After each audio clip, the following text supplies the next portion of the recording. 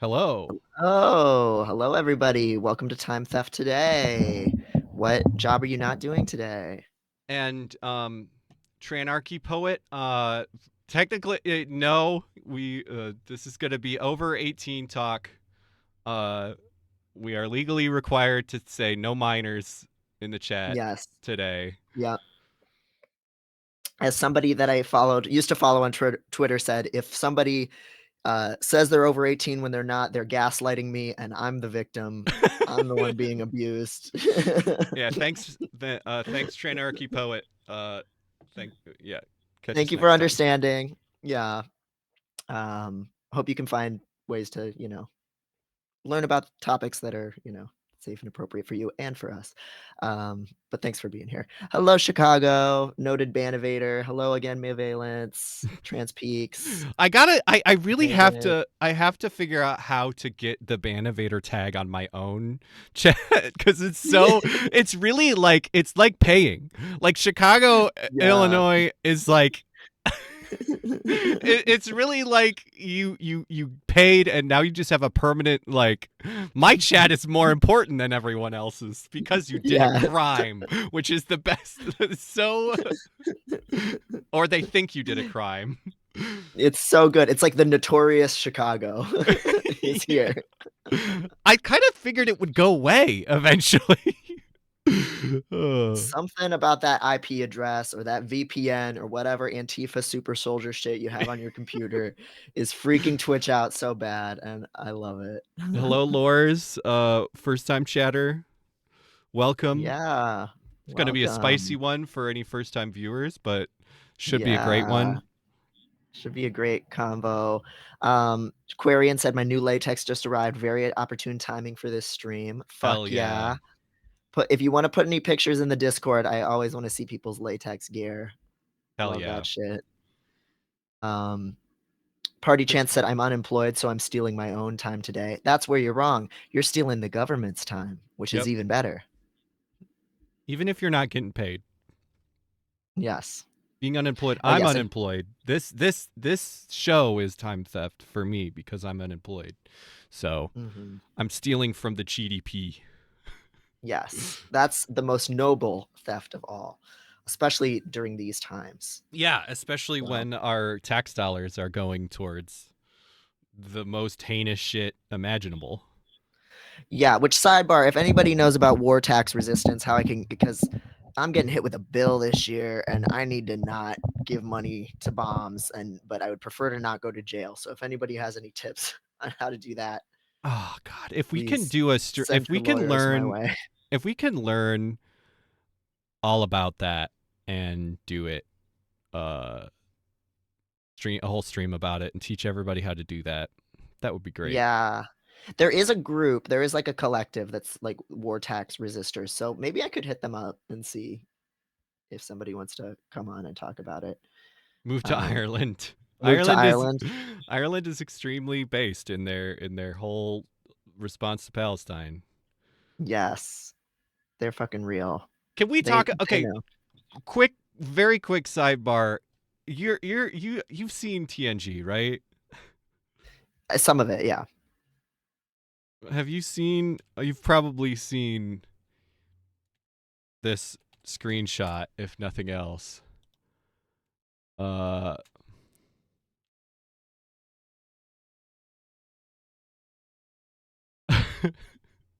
have you seen this screenshot or seen this episode? What is I he? I don't. I can't. You I can't. can't see it very well. Oh, Oh, it the says. Irish unification of 2024. Okay, I see. And it's happening. Like, can you fucking imagine if it really got it on the year? Um, Because they're oh my really. I god. don't know enough to speak about it, but I do know that they're closer than they've ever been. Oh, Um, and the monarchy is crumbling, honey. yeah. Like Oh, Prince Charles has, or King Charles has cancer. and Kate Middleton he's taking potions and herbs for it. and He's Herbs, they yeah. literally said potions. Literally.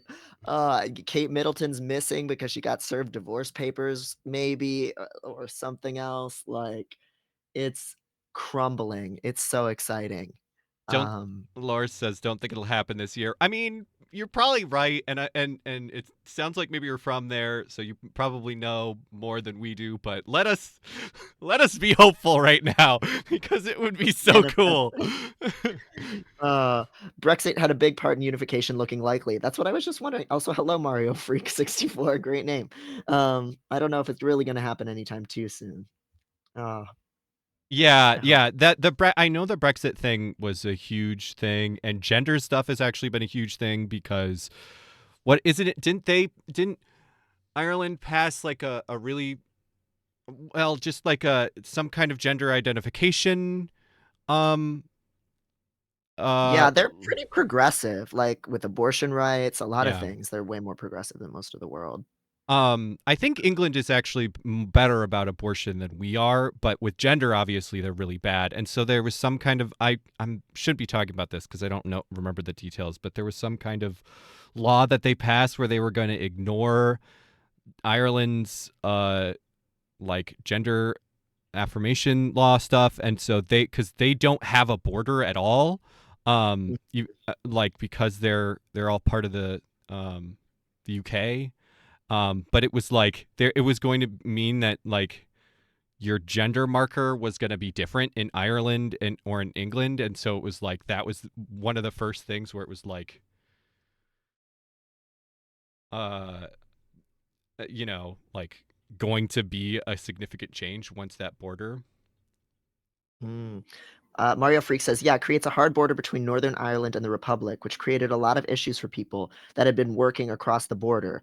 But I think they were able to carve out an exemption. Okay. Yeah, I think I had heard Okay. from someone who had to do this. Yeah.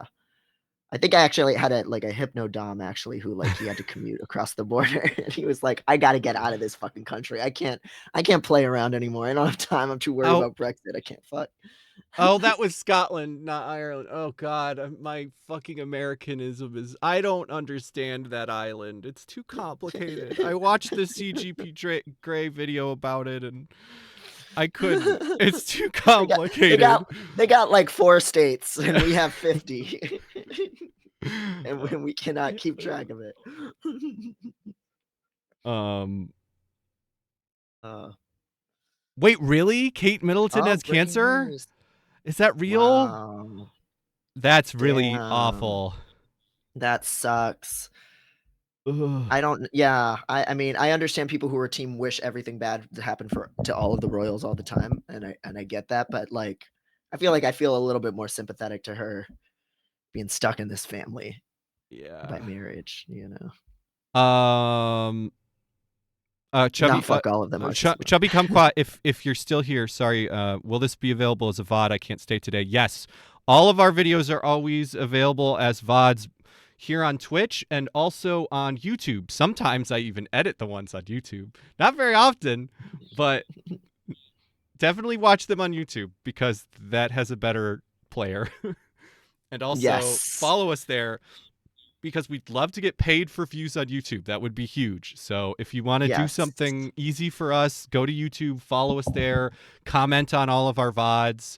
If you watch our videos as VODs on YouTube or on Twitch, but especially on YouTube, we love you. Thank you for doing that. Yes, absolutely. Oh, I've been watching them on YouTube. This is my first show live. Hello, Zario. Welcome. Hello. That's great to hear. Yeah.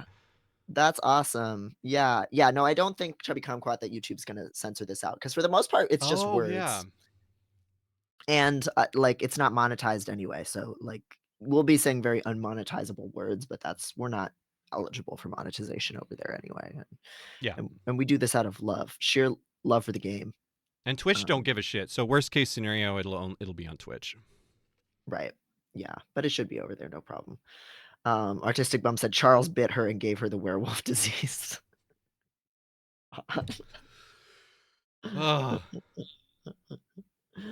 And yes, you should have gotten a content warning at the start of this stream because we had a teenager in the chat asking if it was cool for them to be here. And the second you ask that, we have to do something. If we don't know what we don't know, that's different. But that immediately made us jump into cover your ass mode. And definitely big trigger warning for today's yeah, stream.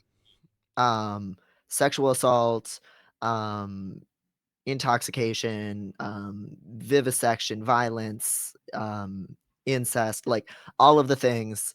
If you have any kind of sexual trauma, it may be relevant to things that we talk about today because we're talking about people's most taboo kinks and fetishes, which often relate to their own experiences of assault and stuff. So, not a conversation for everyone, but it's also a conversation that I don't think we get to have enough. So, um, you know, yeah. feel free Just to see yourself out if that's not your speed. hell yeah. First Twitch here for against shame. Hell yeah. Hello, welcome, brown coat. Yes. Yeah, we're gonna be shameless with it Yeah. here. Like I can feel sometimes I feel like I don't know. I do it, but it's one of those things where it's like when you just see a general trigger warning without it's sort of like, well, what is that? What is that actually That's helping? not helpful. Yeah. But today it's like there it is just gonna be a general trigger warning. Like if you have it's like a what's the not a normal trigger, but like a trigger that is like you know The common ones. right. Yeah. It's probably gonna get triggered here. Yeah. Yeah. And please be careful uh about yourself. Mhm. Yeah. Yeah. I got one when I was first asking people on Tumblr about this, I got one person who sent me a message that was just like, "I'm gonna unfollow you for a little bit because this stuff is upsetting. Yeah, Everybody have fun." And I thought that was, like, exactly the right energy, like, I was so touched that somebody would, like, say yeah, that. And, they knew that, like they both supported that we were having these conversations and also knew this was not for them right now. And that's how it be. yep. Hello, asphyxi asphyxiate. Asphyxi asphyxiate. That's really Ooh, good. That's fun. Speaking of yeah, very relevant. fun dark kinks, very good username, welcome. Hell yeah, vampires are creeps. TGIF. Out of your last meeting. Nice. Fuck meetings. We should all just be on the internet talking about our trauma for 9 hours a day. So speaking of, let's get into it. Where do we start with this? Do we start with? Do you want to just kind of sum up the conversations you've been having that kind of like on Tumblr that started this conversation? Yes, I think that's perfect. So here's my Tumblr archive. This is a little preview of some of the things that we're about to see. But this was the first post that somebody else made on Tumblr that kind of started me talking about this back in February. This is from Trans Cowgirl Slut. Great Really name. good. Oh, there's some kind of mass banning happening in the chat right now. Whoa. What Oh, is I think going we just got on? raided. Oh, okay, a bunch of bots. Yeah, Interesting. Siri. Okay. This is why we have this bot. Holy shit! It's never had to do this before. Wow. Oh, that's Oh, so sorry. cool. Yeah. Damn. Shout out to SiriBot at Scary bot. if you go to the Twitch SERY underscore bot, uh that is a bot. Like if you go to that Twitch channel, there is a bot that you could use to do this, and it is doing its job right now. I don't know. Yeah, you can't see that Yeah. on the stream. Um, Yeah. but you here I can. I can show it on Wow. Jesus Christ. Yeah, I can show it It in is here. sparing us a lot of trouble right now. Thank you, Saribot. Yeah, anybody who's watching, you should still be here. Jesus It's just Christ. detecting bots. Wow. I wonder if that's Please. because we turned on that the warning. The categories? Yeah. Do they target more people that are streaming about more risque shit? I mean, that would make sense. Yeah. Wow, this is, like, unreal how many are going through. When is it gonna stop? I don't know. Does it ever stop? We can't use our chat if this doesn't stop. Yeah. Yeah, we'll have to put it onto, like, s slow mode or something, but I don't know if that'll even work. Should we put it on shield mode? I don't want to do that. There's Maybe. a bunch of new people Yeah, because there's here. new people, yeah.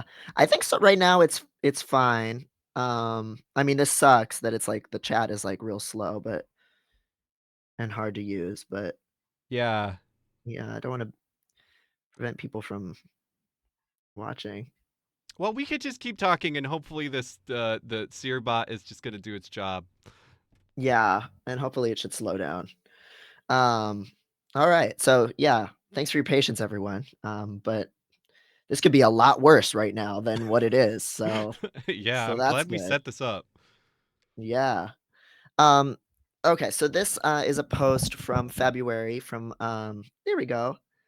Now it looks like it's slowing down. Hey, Gavin, welcome. Um, this is from trans cowgirl slut. And she said, it's kind of bullshit that people will react with horror to me discussing my fantasies slash kinks until I clarify I'm the sub in them. Like even Yeah. my therapist, yeah, my therapist was all like, oh, it's okay to want to hold power so long as it's consensual. And then clearly relaxed when I clarified I wanted to be the sub. I love you, everyone with rape kinks, those who want to role play kidnapping and abusing someone. I love you. I love you. I love you. This ain't me fishing for a dom, to be clear. You are valued as a person outside of your sexual fantasies. I care about you and appreciate you, and there is nothing wrong or bad with you about you. Yeah. Absolutely. And this is like a great place to start because just seeing people chat and then their chats go flying into the ether with Yes. some yeah, Leaky, always worth chucking some money at Siribot's Ko-Fi. Absolutely after this. Yeah. Jesus. My goodness. Yeah, I wonder if putting these channel restrictions on actually was not the move ultimately, like, but Yeah. we had to do it, but Um yeah. anyway, um yeah, there's such a conversation about um oh my god, I just realized the fuck the What? following following notifications take 10 seconds and there's a queue, so this whole Uh-huh. stream we're just gonna be hearing Oh, that we're gonna click. have a ton of bots following us. So that queue has to Wow. go through. I don't know how to Oh stop my that. god. Oh, Oh. the Anyway. people wanna keep us silent. The bots are trying to silence us. Oh, that's really funny. Um Um, maybe I could just turn this off. That's so fucking funny. hey, Okay. Mayvalence, the chat got fucked up because a bunch of bots were in there. Yeah, it seems like maybe slowed down, but it's still happening. Yeah. Yeah, a little bit. Um, but anyway, so this is like such a uh a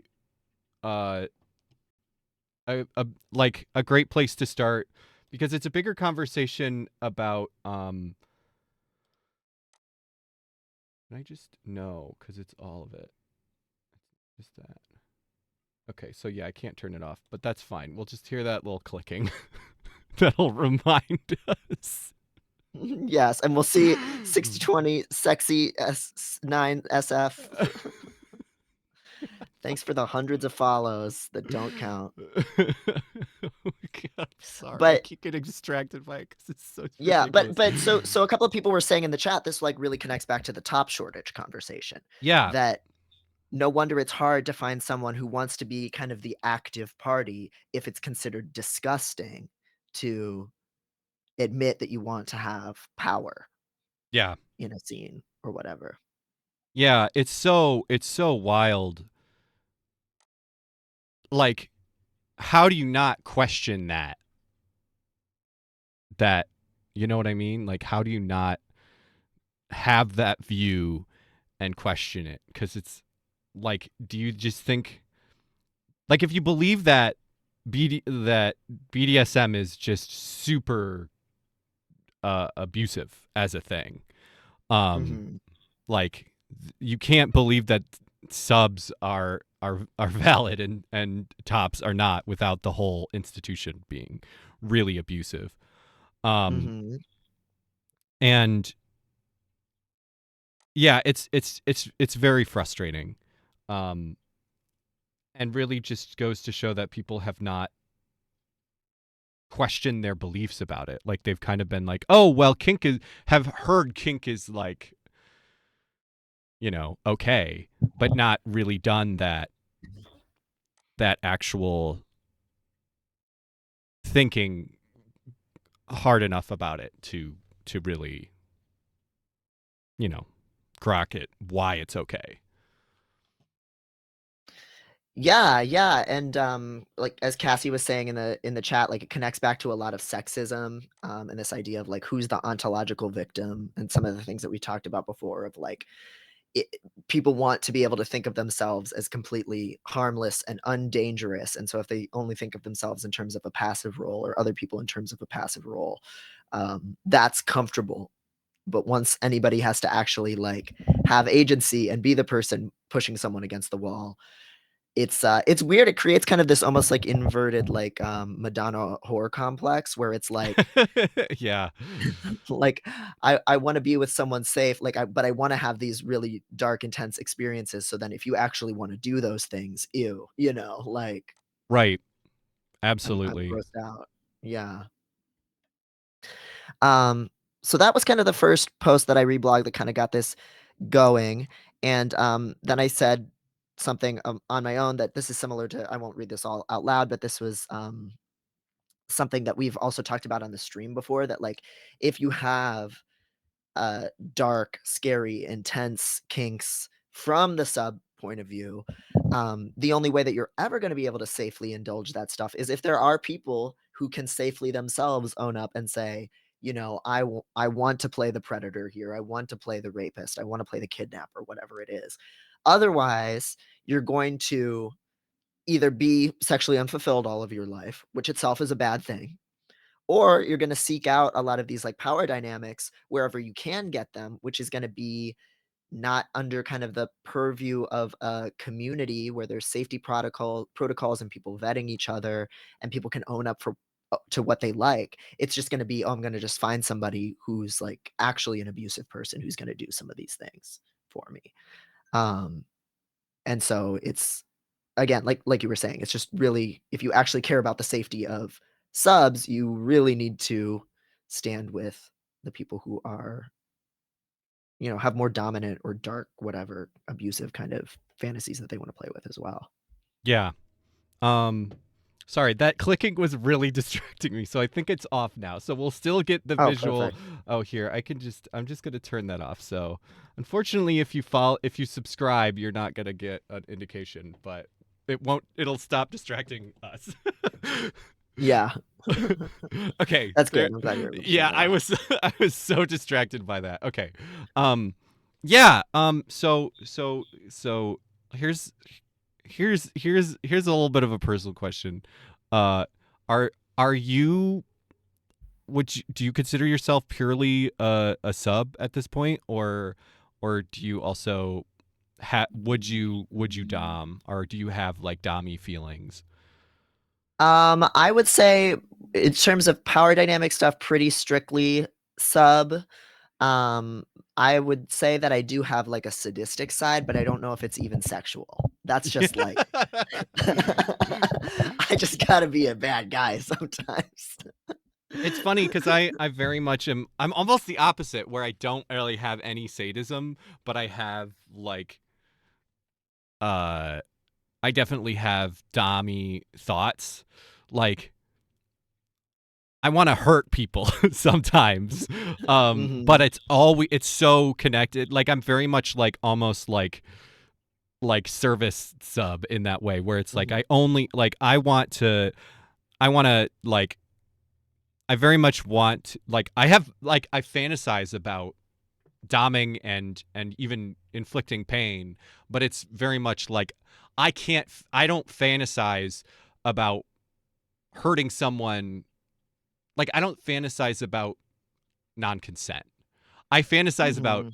consensual non-consent, but I can't like I don't even really like porn of non-consent sometimes because it's like I can get into it like because I know that they're actors and they like it, but I can't like pretend that it's not, you know.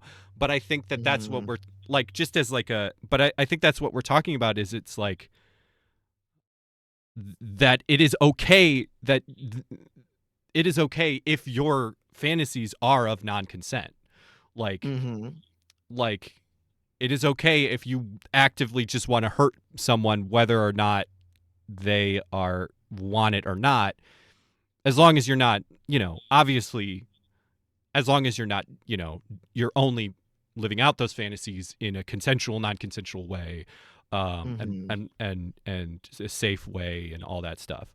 Um, but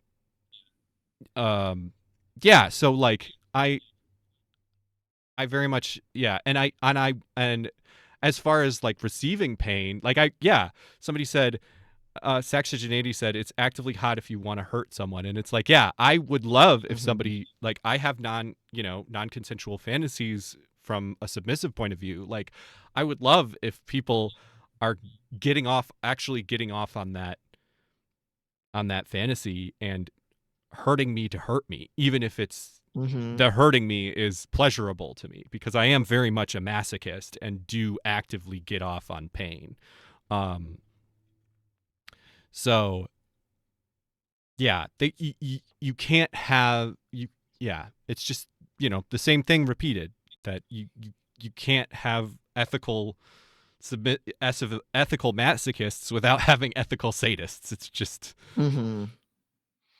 Yeah, and some of the distinction that you just drew here is a little bit interesting because you were just saying like if it's non-con porn, even though you know it's fake, it's still too close to an upsetting dynamic to necessarily want to consume that in porn.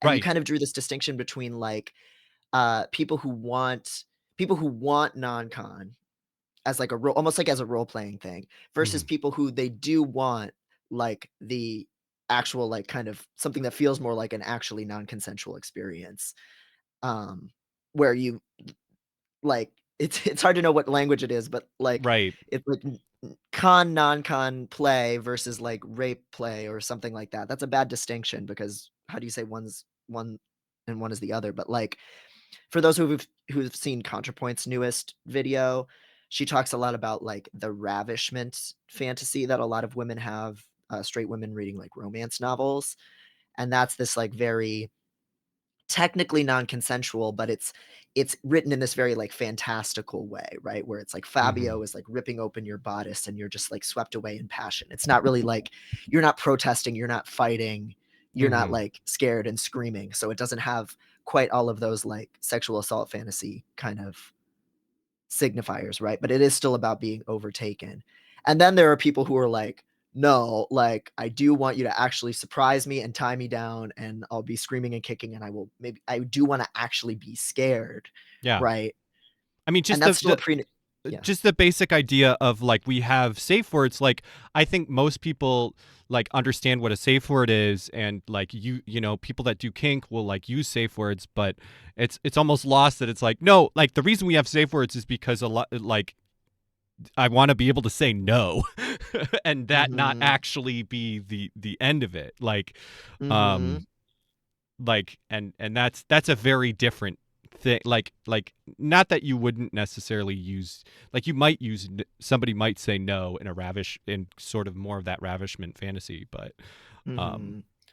yeah, But it'll be like, "No, Reginald, we mustn't," like yeah, yeah, that kind of thing, which is also like, appealing in a different way. And but then there are some people who it is really like, again, that intensity and that like darkness that is what's, arousing for them. And yeah.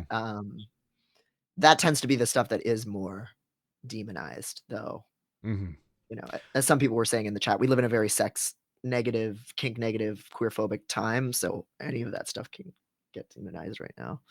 Yeah, I feel like it's so weird that, I mean, that's a whole thing to go down, um like rabbit hole to go down, of like the way that we've become, like it, like the conversation feels like it's become so much more regressive, but at the same time it does feel like we've come a long way. Like, I don't know, like there that we've come a long way in terms of consent and kink and all this stuff.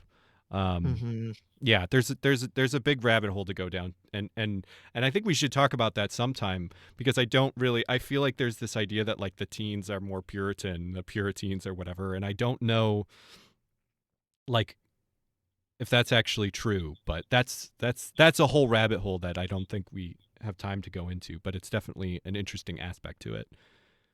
I think the internet has just changed so much, and there's so much more, surveilled younger Yeah, people now. Like, social media sites are it's like the Disney Worldification of the internet versus, you know, who who up late on rotten.com looking at dead bodies, like actual dead bodies, right? Like, yeah. that's what I grew up with, for better and for worse. And their parents have so much more access to what they do. that So I shit think is it's that shit is yeah. terrifying. The I just read this tweet thread about like people like calling their parents during class about uh like um about like marks and stuff, because all the parents got used to listening in on on their kids classes during lockdown, when everything was Oh my remote. They god. actually were hearing what was happening in the classes, and now they, like, some of them like are like demanding their kids like tell them, really are telling them what's happening in the, anyway, whole rabbit hole. It's awful. Grace Lavery, who's a trans woman professor over at Stanford, she had a bunch of like got into it with like Glinner and people like that about like around 2020, just talking about how queer students open up to their queer professors and teachers, and when you don't have that privacy, then you don't even have the room to like explore your identity and find safe mentors and adults. Um, Again, because you're under that parental surveillance. Thank you so much, Seb, by the way, for subscribing. Yeah, thank you, Seb, for the subscription. We have notifications turned off right now because of weird stuff happening in our They said chat. liking the Dennis the Menace look, Devin. Oh no, shut Brutal. up. I always Rude. get made fun of when I wear this fucking rugby. Like, shut up. No. Rude. Rude as hell. Just paid to Rude as neg you. hell. Cruel. Riambody asks, is there actually such a thing as like overstimulation doming? Like I enjoy mommy pleasure dom vibes, but the thing I don't actually like feel comfortable asking for is pushing people way past their comfort zone. Oh yeah. There used to be this great Tumblr, Pleasure Torture, that I used to follow that was all about, or like forced orgasm. It sounds like that might be kind of in the Yeah. realm of what you're talking about, or like For pleasure dom. Yeah, forced orgasm is definitely a more specific than that. But I feel like that's a pretty large, like that is a pretty major thing. Like it is not um not niche Mm-hmm. within the Yeah. community. Oh, Pleasure Torture has his own website now. Okay, good to know. Noted. uh, so, um, so anyway, inspired by these Tumblr posts, I made a post in February saying, "Okay, I've asked for people's most niche rare fetishes before. I want to hear," and we have a whole stream about that. Check out that VOD if you haven't seen it. It's a fucking scream. Probably one of the It's best ones we've done. yeah, we need to do it like a sequel to that at some point. Although this is kind of that, but such a somebody the my favorite was still somebody who had the fetish for a shade of pink, like just Mhm. premium So stuff. good. Chicago, well, wait, never mind. I won't say. But some people submitted, some people submitted stuff. People submitted some really cool stuff. Giant mechanical diggers, like all kinds of things. Um, Rubbing your dick against a tree, all kinds of beautiful shit. It really a beautiful testimony to the diversity of the human mind. Um, so in the spirit of like following up on that, and in the spirit of like, let's celebrate the tops, let's celebrate the doms, and again, not just because I'm angling to get some, but because but maybe, but like I just wanted to say, like, let's hear from the people who fantasize about murdering someone, about lobotomies, about cannibalism, about all the fucked up stuff that is really often very difficult to talk about because it is so demonized as scary, especially if you see yourself in the top or aggressor, quote unquote, role. And people, this is all submissions here. All this shit. People went crazy. So we That's won't so get to cool. everything. And this was just like one night. I was just like having a manic episode, just like reposting everybody's fucked up fetishes. Um, so we'll dive into the very first one because I think it opens up the door for a lot of conversations, and it's also just like, fuck it, let's just like hit the like triggering shit right out the gate. So this is again one more trigger warning: sexual assault, incest, non-consent, intoxication, people abusing positions of power such as a therapist or doctor role, um, animals, all kinds of things, all kinds of fucked up things. You will hear about them. See yourself out if you are not in that space. uh So the first one I got. Oh, sorry. I was just gonna say objet petite b. Oh hell yeah! I submitted. They ask about literally murdering and fucking a partner to death. So hell yeah! Thanks for being here. Um, Yeah. Love that. I'll make sure to pull that one up then. Though there's a couple of those. Um So here's the first one I got right away. I kink intensely hard on my own assault and I want to recreate it in very fucked up ways. Um and I just shared with them that like that's absolutely true for me too. And I think this is where I brought up during one of my sexual assaults. This was many years ago. I involuntarily orgasmed during it. That's a very common thing that happens to a lot of sexual assault survivors. It's just physiologically something that happens a lot of the time. And then sometimes you can kind of have this weird association of something that was wrong that happened to you, but it also felt erotic. Again, going back to some of that kind of pleasure torture kind of stuff, yeah, and it being something that I still fantasize about.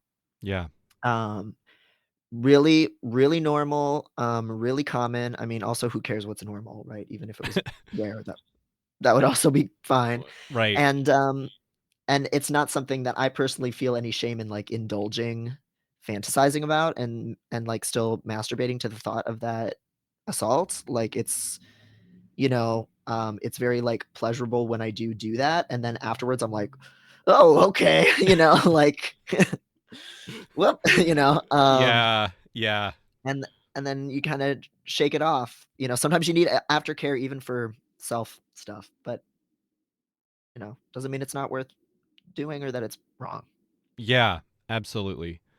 Um, yeah. I think that this is like over and over again. This is a thing that many people experience, and I think it can be very therapeutic uh to to do that.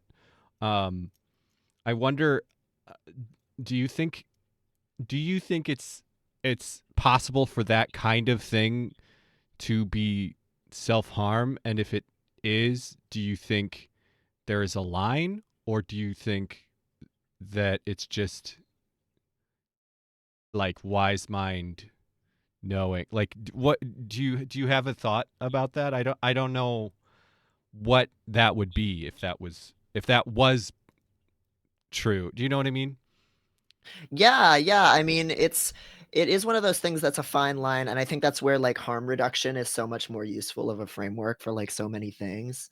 Absolutely. Um, it even makes me think about like when I've had like a special interest as an autistic person that's kind of upsetting, like when I would like hate read like turf blogs, or I would hate read Married Red Pill. Um, Yeah. as a special interest, which that's also, like, Married Red Pill is literally like, "My wife isn't having sex with me as much as I want her to. How can I manipulate this situation?" Right? Like, that can be basically what some people's posts practically are. Right. Triggering shit, right? Um, and so I think it is possible for somebody to get into a hole where they are really fixating on something that's making them feel bad and taking up a lot of their time, and I think you kinda have to divorce as best you can for yourself. What is me feeling ashamed of what I'm interested in? Yeah. Like, how much trauma am I revisiting on myself just because I'm beating myself up for this? What is I'm ruminating in a way that's damaging for me and I need to find some other outlet? And then what is just like, this is just a weird thing that the brain does and great, you know? Um, Yeah. and yeah, it can be hard to untangle. There is no thing that's like pure, right? Um, But I think it is good to ask oneself those questions, for sure. Yeah. Yeah. Maybe it's like a wise mind thing, where it's like it's not like in DBT they talk about like, the intellectual brain and emotional brain and wise mind, and it's not like you it's just about finding the feeling, like when you're like you can develop that feeling of like knowing what is your wise mind and then what is this different stuff. And there's not no one from the outside is going to be able to tell you when something is self-harm and when something is, when the shame you're feeling is just that external shame.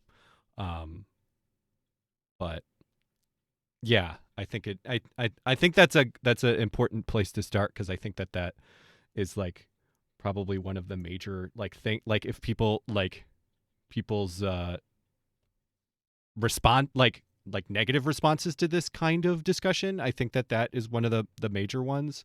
And I think, yeah, that's that uh harm reduction mindset is just like, I think what we're doing here is very much like this can be a really good thing, and this can be really healing. um and it's possible that people could be doing it as self-harm, and just you're never going to know that from the outside. There's Mhm. never going to be a line of this kind of thing to fantasize about is self-harm, and this kind of thing Mhm. is healthy. There's just, you're never going to know that from the outside. And so if I think if you're doing this stuff, checking in with yourself and being really aware that so much of the reason you might feel bad about it is shame, because there's so Mhm. much shame about this stuff. But also that, it's certainly possible to use this stuff to do this stuff negatively, and just checking in with yourself about whether it's it's good for you. And this discussion is going to be predicated on that you've done that and that this is good for you, because we can't do that for you. Right. Yeah, yeah, I think that's well said, and a couple of people were mentioning in the chat, like, checking with yourself about how you feel after, but then Melvalence also mentioned, well, sometimes the shame is part of the appeal, Yeah. and also, like, sometimes people will just have that post-nut clarity. That's what we call it, but it isn't actually clarity, it's a crash, right? Like, it's a an endorphin crash after an orgasm, so a lot of times people do feel sad, drained, sex repulsed temporarily. So even if you feel bad immediately after the fact, that also still doesn't mean it's necessarily bad for you, right? It depends on the circumstances, but you can also like with this example for me, I know that sometimes if I'm gonna fantasize about one of my own assaults, afterward, I am gonna for me, at this point, it's been enough years, and I'm very just descriptive about it, like, "Well, that happened, that's fine, that's whatever." I do have this thing where I'll just literally, like, stomp around the house being like, "Oh, man, like, I what's remember wrong with you?" You know? you posted about this before, and I love the idea of like sometimes you got to do self care for your masturbation, and that could just be Mhm. like, ah, like, but I mean, it could look like more stereotypical self care. You know, you maybe make tea for yourself and have a bath, like. Mhm. Yeah. Yeah, yeah, you do something that makes yourself feel safe, get some water, get some snack. As Gavin said, sub drop isn't fun. It basically is like a mini sub drop or a mini dom drop. In some ways, it's kind of both because when it's in your fantasy, you're kind of doming yourself, right? Like you're putting yourself in a certain situation, so you might feel like something bad happened to you and that you're the bad guy for wanting it, right? Yeah. Um, So, you have to kind of just level with yourself and say, like, is this just something that happens? Is this something that my brain returns to all of the time or regularly? And it's just going to happen, so I can accept it and get what enjoyment out of it I can.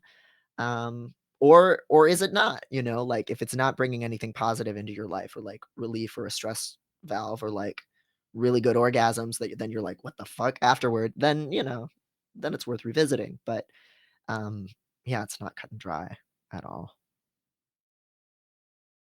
Um, photo said, "Is it dark, quote unquote, dark to want to participate in kinks without being fully sexually invested in it? Like I want to try all the things and play all the roles, but it's not particularly horny for me, except for the idea of playing the part real good. Maybe that's just people pleasing, lol. And I mean, I think it."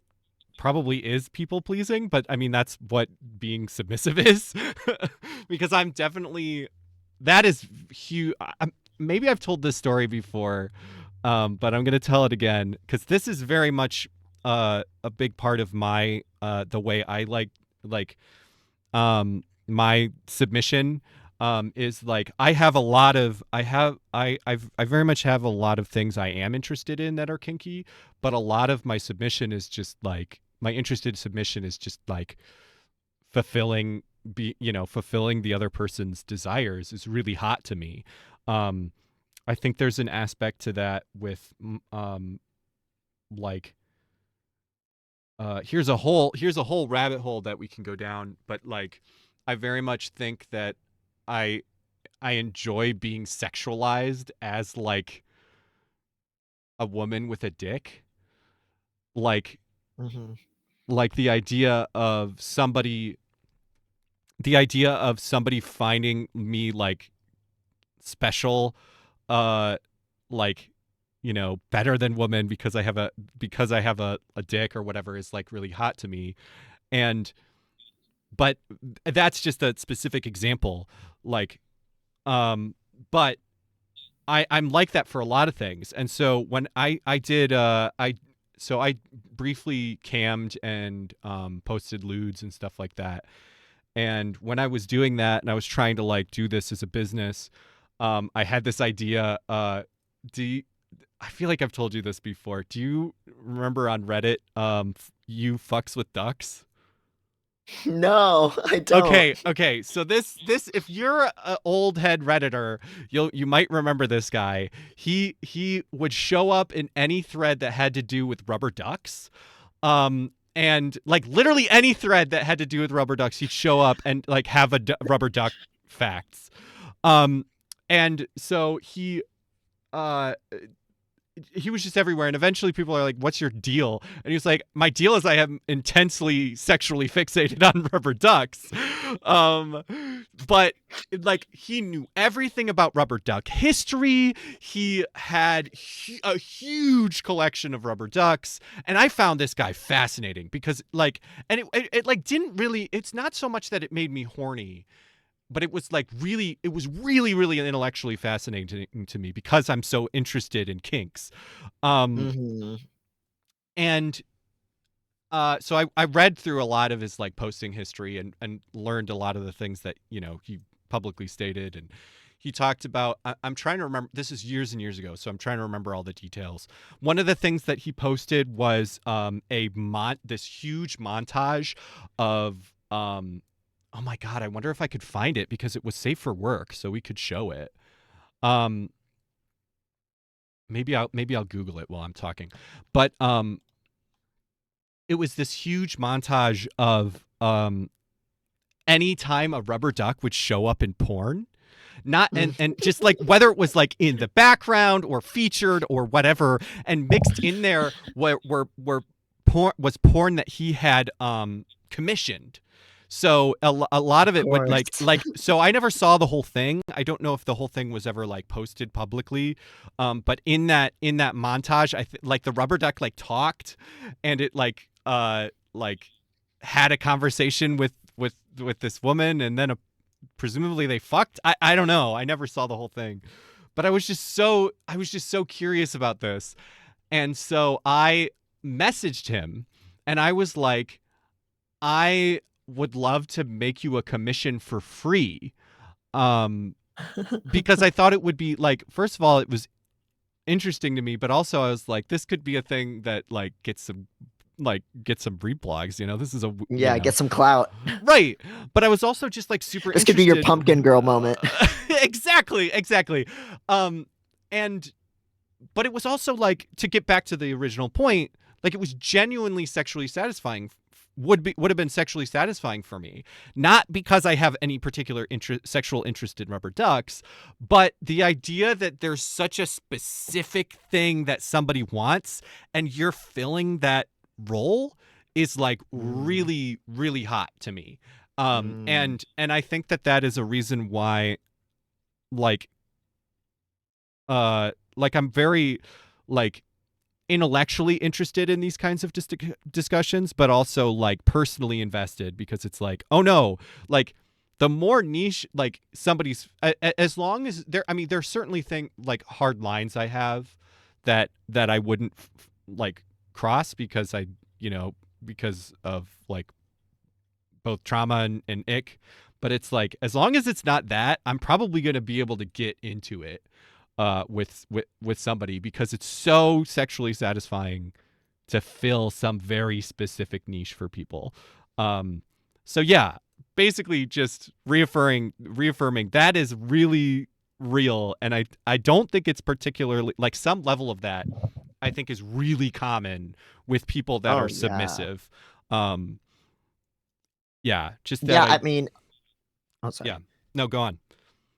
Yeah, I mean, it's funny that that you liken that to a submissive thing too, because it's like I'm not that service oriented. I'm like, I'm submissive in the sense of like, I don't know. I guess I'm just lazy, quote unquote. Like it's like fucking I'm like I really feel like I do enough work everywhere else. Like I have enough authority everywhere else. I don't want to worry about like like it's like Lana Del Rey at Saturday Night Live, like go girl give us nothing. Like I'm just going to lay down and you do whatever, like I'm not be disappointed. Like it's but so when I run into like a service top, it's like, okay, now nobody's being selfish enough here for anything to happen. It's like, it's like it's, nobody wants to pick a restaurant kind of a thing. Like it's just Yeah. incompatibility. But like, I think kind of going back to Photo's question, like it sounded like, could that be people pleasing? Yes, but it also sounds like it could be like just wanting to play with different roles. Yeah. Like kink is improv, right? It's role playing, it's Dungeons and That's why you love Dragons. it so much, is because you love improv and you Kill love me. role playing. Yes, I love, I mean, I like theater, but I don't like theater people. Like, it's not my double-edged sword. Um, Ugh. yes, being a pillow princess, but like a pillow princess that's like in the basement, like a pillow princess you're mean to. But You want to be but like you want to be somebody's sex toy, because the sex toy doesn't have to move. doesn't have to do anything. Exactly, The literally, like cum uh, dumpster doesn't move. The cum dumpster the doesn't have to have agency. Exactly. Dumpster doesn't have to do anything. And I've talked about this before. I kind of talk about this a little bit in my piece about asexuality and fetishism. Like, it's not even really about the sex. Like, it's Right. like, whatever. Like, I could just, I don't know. I could just be a kid. That could just be your coffee table or whatever. Like, that's fine. As long as I don't have to do anything or like think or, you know, like just being in a cage in the corner, that too is Yuri or whatever, as they say. Um, that's but there's a lot of people in the chat already mentioned like there's so many kinky asexuals as well as myself, which I would definitely describe as, if anything, more and more like um it's just about the headspaces and the play and trying on different roles and getting an escape from your regular human life, um more than about like, does this make me horny? And I think that's completely valid. Like that's very common. Yeah. That's very common for a lot of people. And that doesn't, so could that be dark? Yes. If it's in a like, oh, you're making me do this thing, or like, oh, I'm debasing myself by doing whatever it is that you want. And that can be fun. But I don't think it's inherently dark. I think it's pretty just like playful. Mm-hmm. Yeah. And again, it's okay if it is dark. Like, Right. there are Yeah. so many. There's the chat. There's too many of you, and you're all saying good things.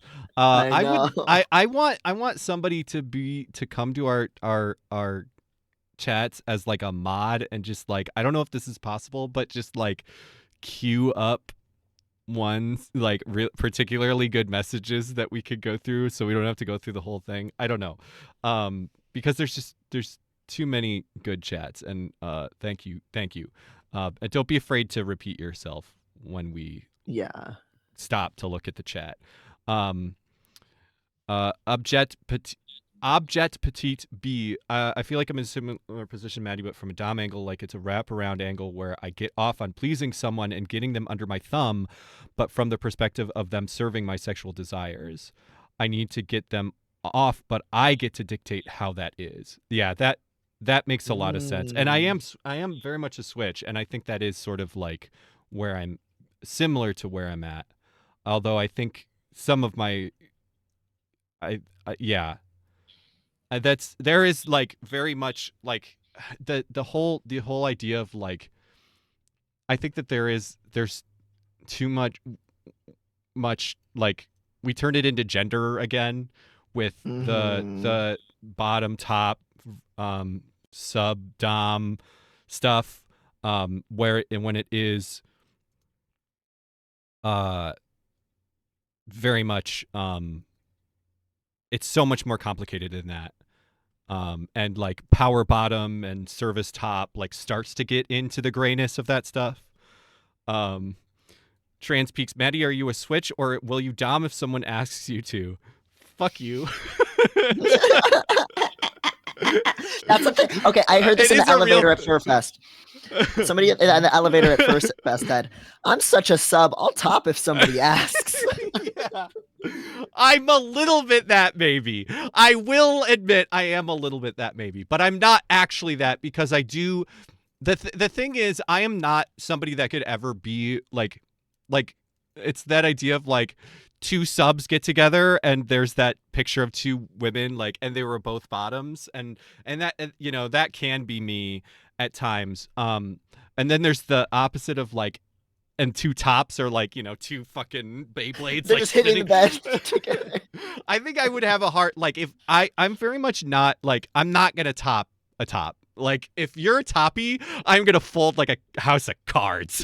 Mm-hmm. But there are certain people that are like, especially femme, but not necessarily like, there are people that I just like, I just want to, oh, I want to beat the shit out of you and fucking throw you around. Like I definitely do get that. It's like Fight Club. Like I wanted to destroy something beautiful. Like I just Yes. like I definitely get that, which is like outside of their wants. Like there are certain like twinks and femboys especially, but like not like I'm just like, I oh, want you're that just twink obliterated. yeah, yes, I feel that so hard. Like I just want to like throw somebody around, but it's very, yeah. So that's very, that's we're maybe a little off topic, but yeah, that's kind of where Yeah. I'm at. That's so funny, again, because, like, for like, it's almost like if somebody has enough, like, top authority score, they, like, win Oh, the skill check or whatever. yeah, you Like don't need a lot with me. If you like look at me like, I'm not going to fight that. Like if you're going to be toppy, like you would have to be so pathetic if you tried to top me and I was like, no, actually I'm going to top you. I could imagine a person that was that much of like a wet cat and like I just was like, "Oh, baby. No." But you'd have to No, be it's not gonna really happen. pathetic. Pathetic Sad little parentheses meow meow. positive, like to be Right. clear. Yeah. Just very, like, hold them against the wall kind of energy. Whereas I have the opposite problem, whereas, like, as soon as people get to know me, they get intimidated, Yeah. and then they won't, like, it's it's so frustrating. It's like, yes, yes, I'm very competent in certain things, like, not in a lot of things, like, anybody who's watched these streams have seen some of the things I'm not competent at, but, like like using the computer, but Somebody doming you, but it's just like, okay, you're gonna install Linux. You're gonna fucking that would work. no, you know what? You're gonna get your passwords. I'm gonna fucking this is what I'm gonna do. I am gonna brat the whole way through that.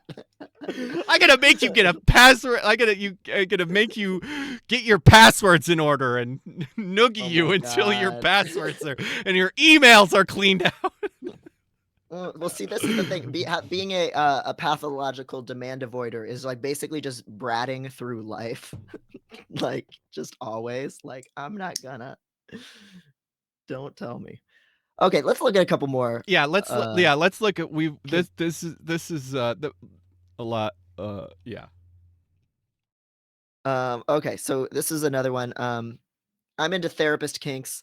Want to sit across from a therapist and have them tell me what to do, and none of it helps me mentally, and in fact makes my mental health worse. And then fuck me about it. Yeah, the Hannibal scenario. This is like Yeah. classic. This is classic really fucked up kink cuz like in reality this is really bad. Like Hmm. but it's real. It's hot. It's Yeah. extremely hot. And it's one of those things that's like one thing that I think is interesting about kink is there's a lot of kinks that like people don't even realize are kinks because it's so normalized. I think like most people have a power dynamic kink of some kind, and I think a lot of kink like niche kinks like are part of that. Like the power dynamic is part of that. Um, but it's Hmm. like this actual thing is like I mean that and but it's good. It's fucking really good. Um, Yeah. I wonder if this person has trouble with actual therapists. Um, Yeah, I mean, on the one hand, this is just like classic like transference, right? Like in the old yeah, school like Freudian sense, like the therapeutic relationship is so intimate and vulnerable that it's very common to form an attachment to them. yeah, And also, there's a lot of bad therapists out there who do really fucked up shit to their clients and give them weird baggage, and yeah. it's scary entering into that relationship, um, for a lot of people, and so it makes sense, and also you're just sitting there staring at them for a long time, which I've recently learned for many people that's kind of enough to just be attracted to someone, is if you're just, like, looking at each other, it gets things going. Have you So, I ever heard it of that old thing where there's like this set of 500 questions that get more and more intimate, and you're supposed to stare in each other's eyes and ask each other these questions, and by the end, it'll make any two people fall in love. Is like the lore of it. Yeah, yeah, it's like a social psych thing, and yeah, like, some of the questions like, it starts with just, like, things about, like, your, like, dreams and aspirations, and then it gets more and more, like, revealing of your, like, life history and stuff like that, I think. Yeah. Hmm. Yeah, and, like, some people in the original study supposedly got married and stuff like that. Oh wow. Yeah. So, yeah, makes sense to eroticize. This one I loved. I keep thinking about this one. Getting fucked with the barrel of a gun, preferably while they talk how nobody will ever find me. Yeah, yeah. There's I follow a lot of trans women online, and there's some that are really that this is yeah. It's really good. It's guns guns are there's just so much like fucking I don't know. It's like what is it's almost like uh um what the fuck is his name? Not Freud, the other guy, the hippier one, talks about archetypes and shit. Oh, Jung. Jung. It's almost like Jungian. There's so much like Jungian, like brain, like thought energy in guns. Do you know what I mean? Like Mm. I don't Yeah, think. they're like imbued with so much symbolic meaning Yes. and yeah, and like terror and gender and violence and fear and stuff. Yeah. Yeah. And even just I mean, just the fact that their gear, like gear is I I I don't I mean that and again this I don't think we really have a plan for how to react to these. And so Mhm. I'm very much just kind of reacting wherever my brain goes with it. But I think that there's this I I think that there is very much like this weird connection between fascination, like non-sexual fascination and sexual fascination in myself, where I'm like, there are Mhm. things I will be so fascinated by that even though they don't turn me on, they kind of do, if that makes sense. Like mechs are kind of like that, and machines and shit like that. Um, where it's like it almost gets to this place where like I don't know, it's not like they fit like it's not even like that kind of stuff directly makes me horny, but it's so like intellectually satisfying for me that if somebody makes it horny I'm like yeah. Like it makes sense. And just like I mean guns are like that, but it's also just like I think that there's a big reason that people are into guns is just because it's a gear thing, like in the same way people get into fucking vapes, the same way people get into fucking Squonking.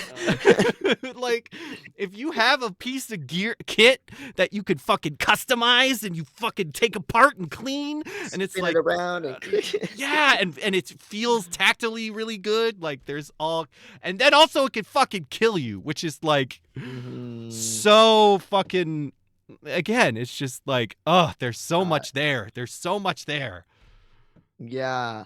Yeah, I hadn't even thought about the tactile gear element. I purely was into this from the "you could die" part, like, Which is but really it's good like yeah, it's really good, and, like, yeah, just like how, like, scary guns are to be around, like, I've only shot a gun once, and I was, shaking like a leaf the whole time, and just even though I'm generally whatever civil libertarian, very pro gun, like in that anarchist way, like yeah, I don't want to be around them. They're scary. So like, but that makes it so like intense and like yeah, appealing in like a sexual context and like violating somebody with the gun is like so like I love like porn where people are like sucking on the gun also yep, too is so hot. Like love it. And like the idea of them like making you like holding you at gunpoint and like making you like lower yourself onto it. Like, oh, I love it.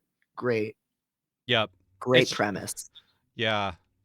Uh, I think a lot about the fight between uh um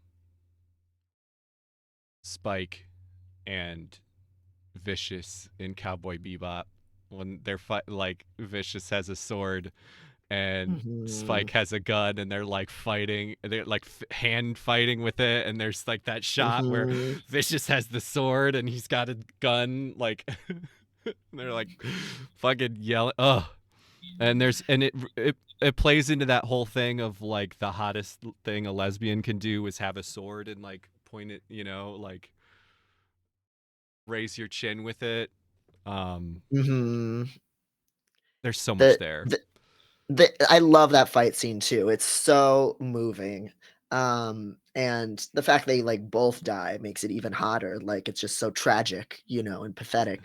And like that just that intensity like of people, what other way is there that's like closer to come together than to kill each other? Like Yes. Yeah. Ugh. unparalleled.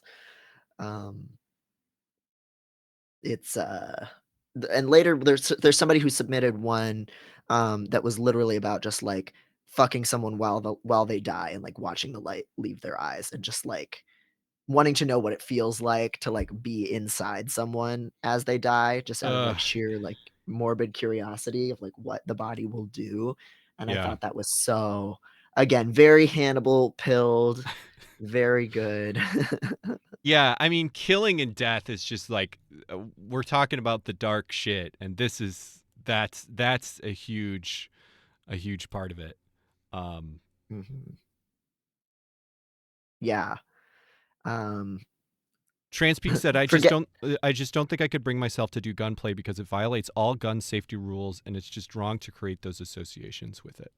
I think that is fair.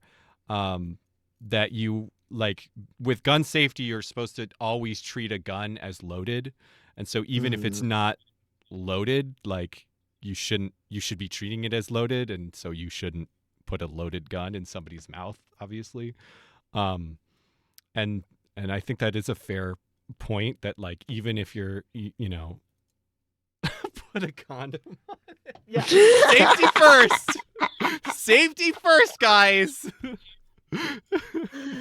Yeah, I mean, you would hate it to get all jammed up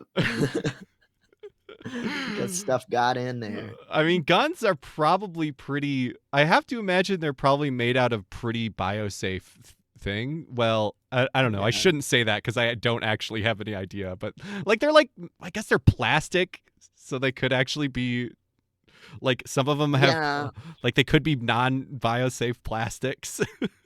that's so unsexy though too, like, it needs to be like an old, like, steel gun that you're gonna get fucked with, like, a plastic gun is not hot.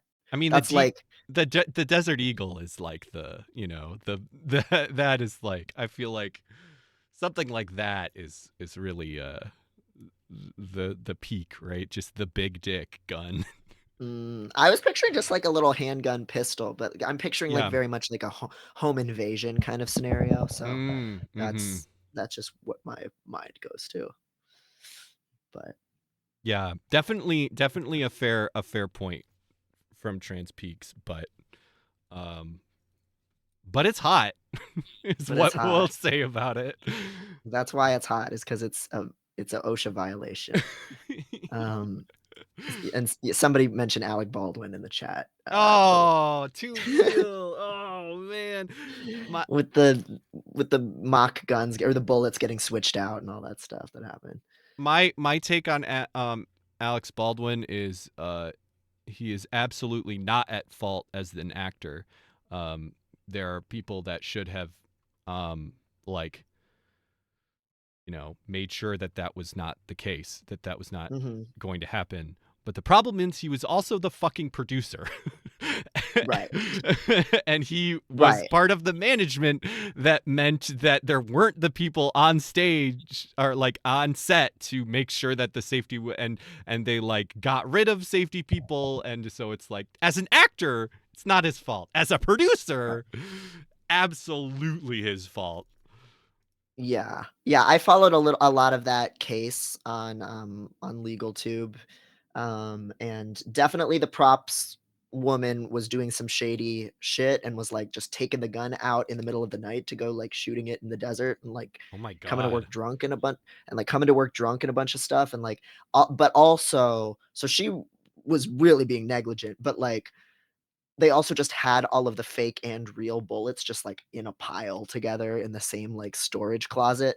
So, there's some deeper process shit going on there for sure that I think, yeah, leadership should probably be on the hook for. Yep.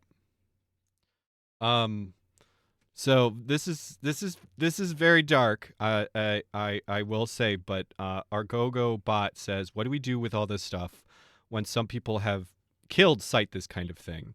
Lights leaving their eyes made me feel kind of gross thinking about Brianna Gay's killers who wanted to see that and did that for real. I think that's uh, um, really hard to talk about, but I think it is the kind of thing that we should talk about here.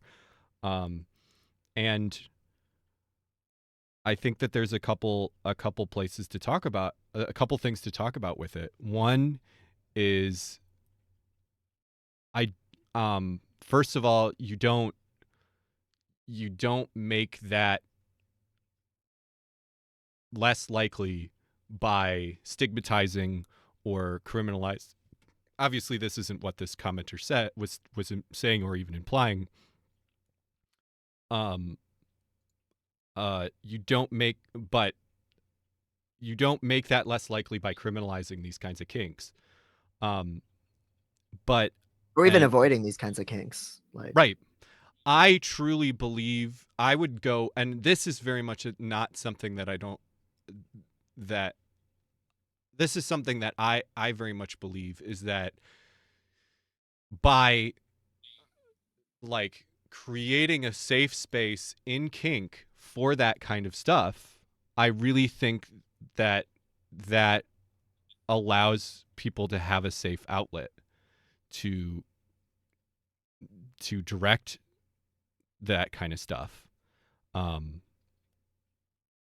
and uh, you know, doesn't like uh, those thoughts and feelings don't just go away by pretending that you don't have them, and having a safe and consensual ways to have those kinds of fantasies are going to be a lot healthier than trying to push them down, and they come out in horrible ways. yeah, I would also just say that like how you feel isn't policy, like or what you think is Right. correct or in terms of policy. So it's like if it makes you feel gross, well, that makes sense. That might Yeah. not be something you would ever want to play with then.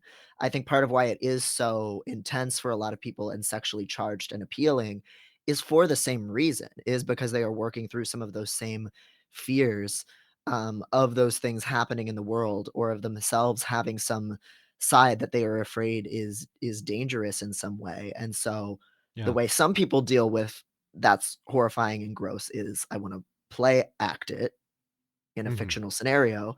And the way some other people want to respond with I feel grossed out by this is I don't want to be anywhere near it. Yeah. And that's, those are both a person's business. Like makes sense that this of course is a super fraught subject and what someone does with those feelings can go in a bunch of different directions. Yeah. I Yeah, it's like basically, yeah, that those feelings that commenter is having absolutely are, valid and like make sense, and I think a lot of people react that way. um and it, just like you were saying, it's just like, how do you react to that? And I don't think that there is any way that, obviously, criminalizing this kind of stuff helps, but um even just stigmatizing this kind of stuff, um there's just not that, like, there's no way in which that is going to help. I don't think there's anybody that has those kinds of feelings and desires and would actually act on them. They're not the kinds of communities that, like, the kink communities are not encouraging people to actually do these things, and I really believe that they are really, you know for the most part, with exceptions, really, really encouraging of consent, and the difference between fantasy and reality. And yeah, I think that I can't imagine. It's really hard for me to imagine somebody with the kinds of desires that, um those kinds of desires, getting into a community of people that are fantasizing about it, and not like, and it seems like a place where they would be encouraged to have healthier relationship with those fantasies than Mhm. acting them out. Yeah. Yeah, and as Saxogeneity said, we sometimes conflate "I don't love this" with "this is morally bad." Yeah. Um when we can just say, "Okay, this to me feels bad, this feels even in poor taste, this isn't something I wanna see," that doesn't Right. mean other people can't play with it. And I think even, like, within this scene, there are, um, sometimes different safety protocols that we put in place or have conversations about. So, for example, something like race play, right? Like, that's something where if you're gonna be doing a scene that works with these really fucked up white supremacist themes, even though if it's consensual and kind of worked out in advance, there's probably a lot of people at that dungeon who maybe don't wanna see that. Like, that might be something that doing it after hours or in a controlled kind of setting where people aren't gonna be exposed to something because it is gonna be so highly triggering, in a way that is really uneven, right? Yeah. For the people of color, especially the Black people there. Um Yeah. Similar with this example, right? Like if somebody has something where they're eroticizing the death of a trans person, or even sometimes dungeons will just do this with like blood because blood makes a lot of people just pass out, regardless of their opinion on it, one way or the other. Something can be both, consensually done and done with safeties in place and done as all above board as part of the scene, and also be something that it's like this is a varsity level, even to just witness and um it might hurt a lot of people's feelings and be very triggering for people, and so, like, without saying there's anything inherently shameful about it or that it shouldn't be done, there's just a time and a place for it sometimes. Hmm. Yeah. Argo Argogo bot. Thank you. Really appreciate answers discussion. Don't mean to put anyone on the defensive. Definitely don't want to kink shame. Yeah, absolutely not. Oh, no, you're good. Yeah. You definitely did not do that, and I really want to. I want to encourage. If I think it is really important to talk about these like kind of criticisms and stuff in here. Um, Reservations and reactions. Yeah, no, it was a great question. yeah, and also like I'm really hopeful that there I don't I hope there's nobody here that is being like again hurting themselves by being exposed to this discussion.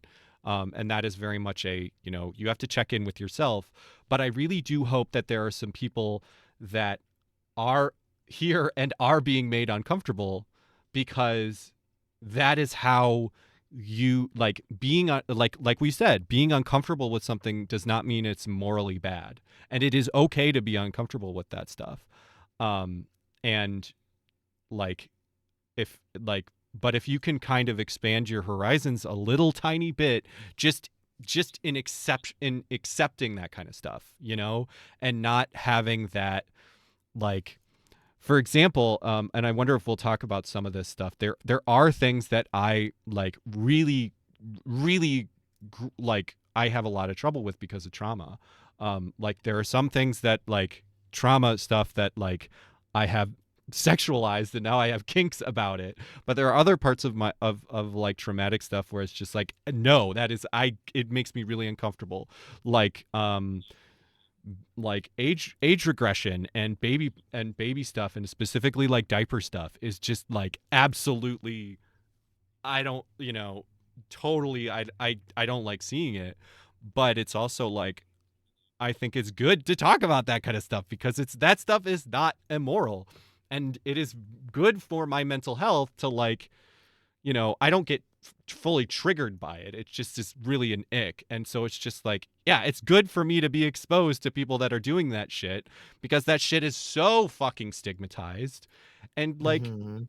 I should be able to be cool with people that, age regress and do baby diaper play and all that stuff. Like, that is, that stuff is good for them. They're, we are pro pleasure. Like, that's Mhm. good for them. They are getting positive stuff out of it, and my ick is not like relevant to morals.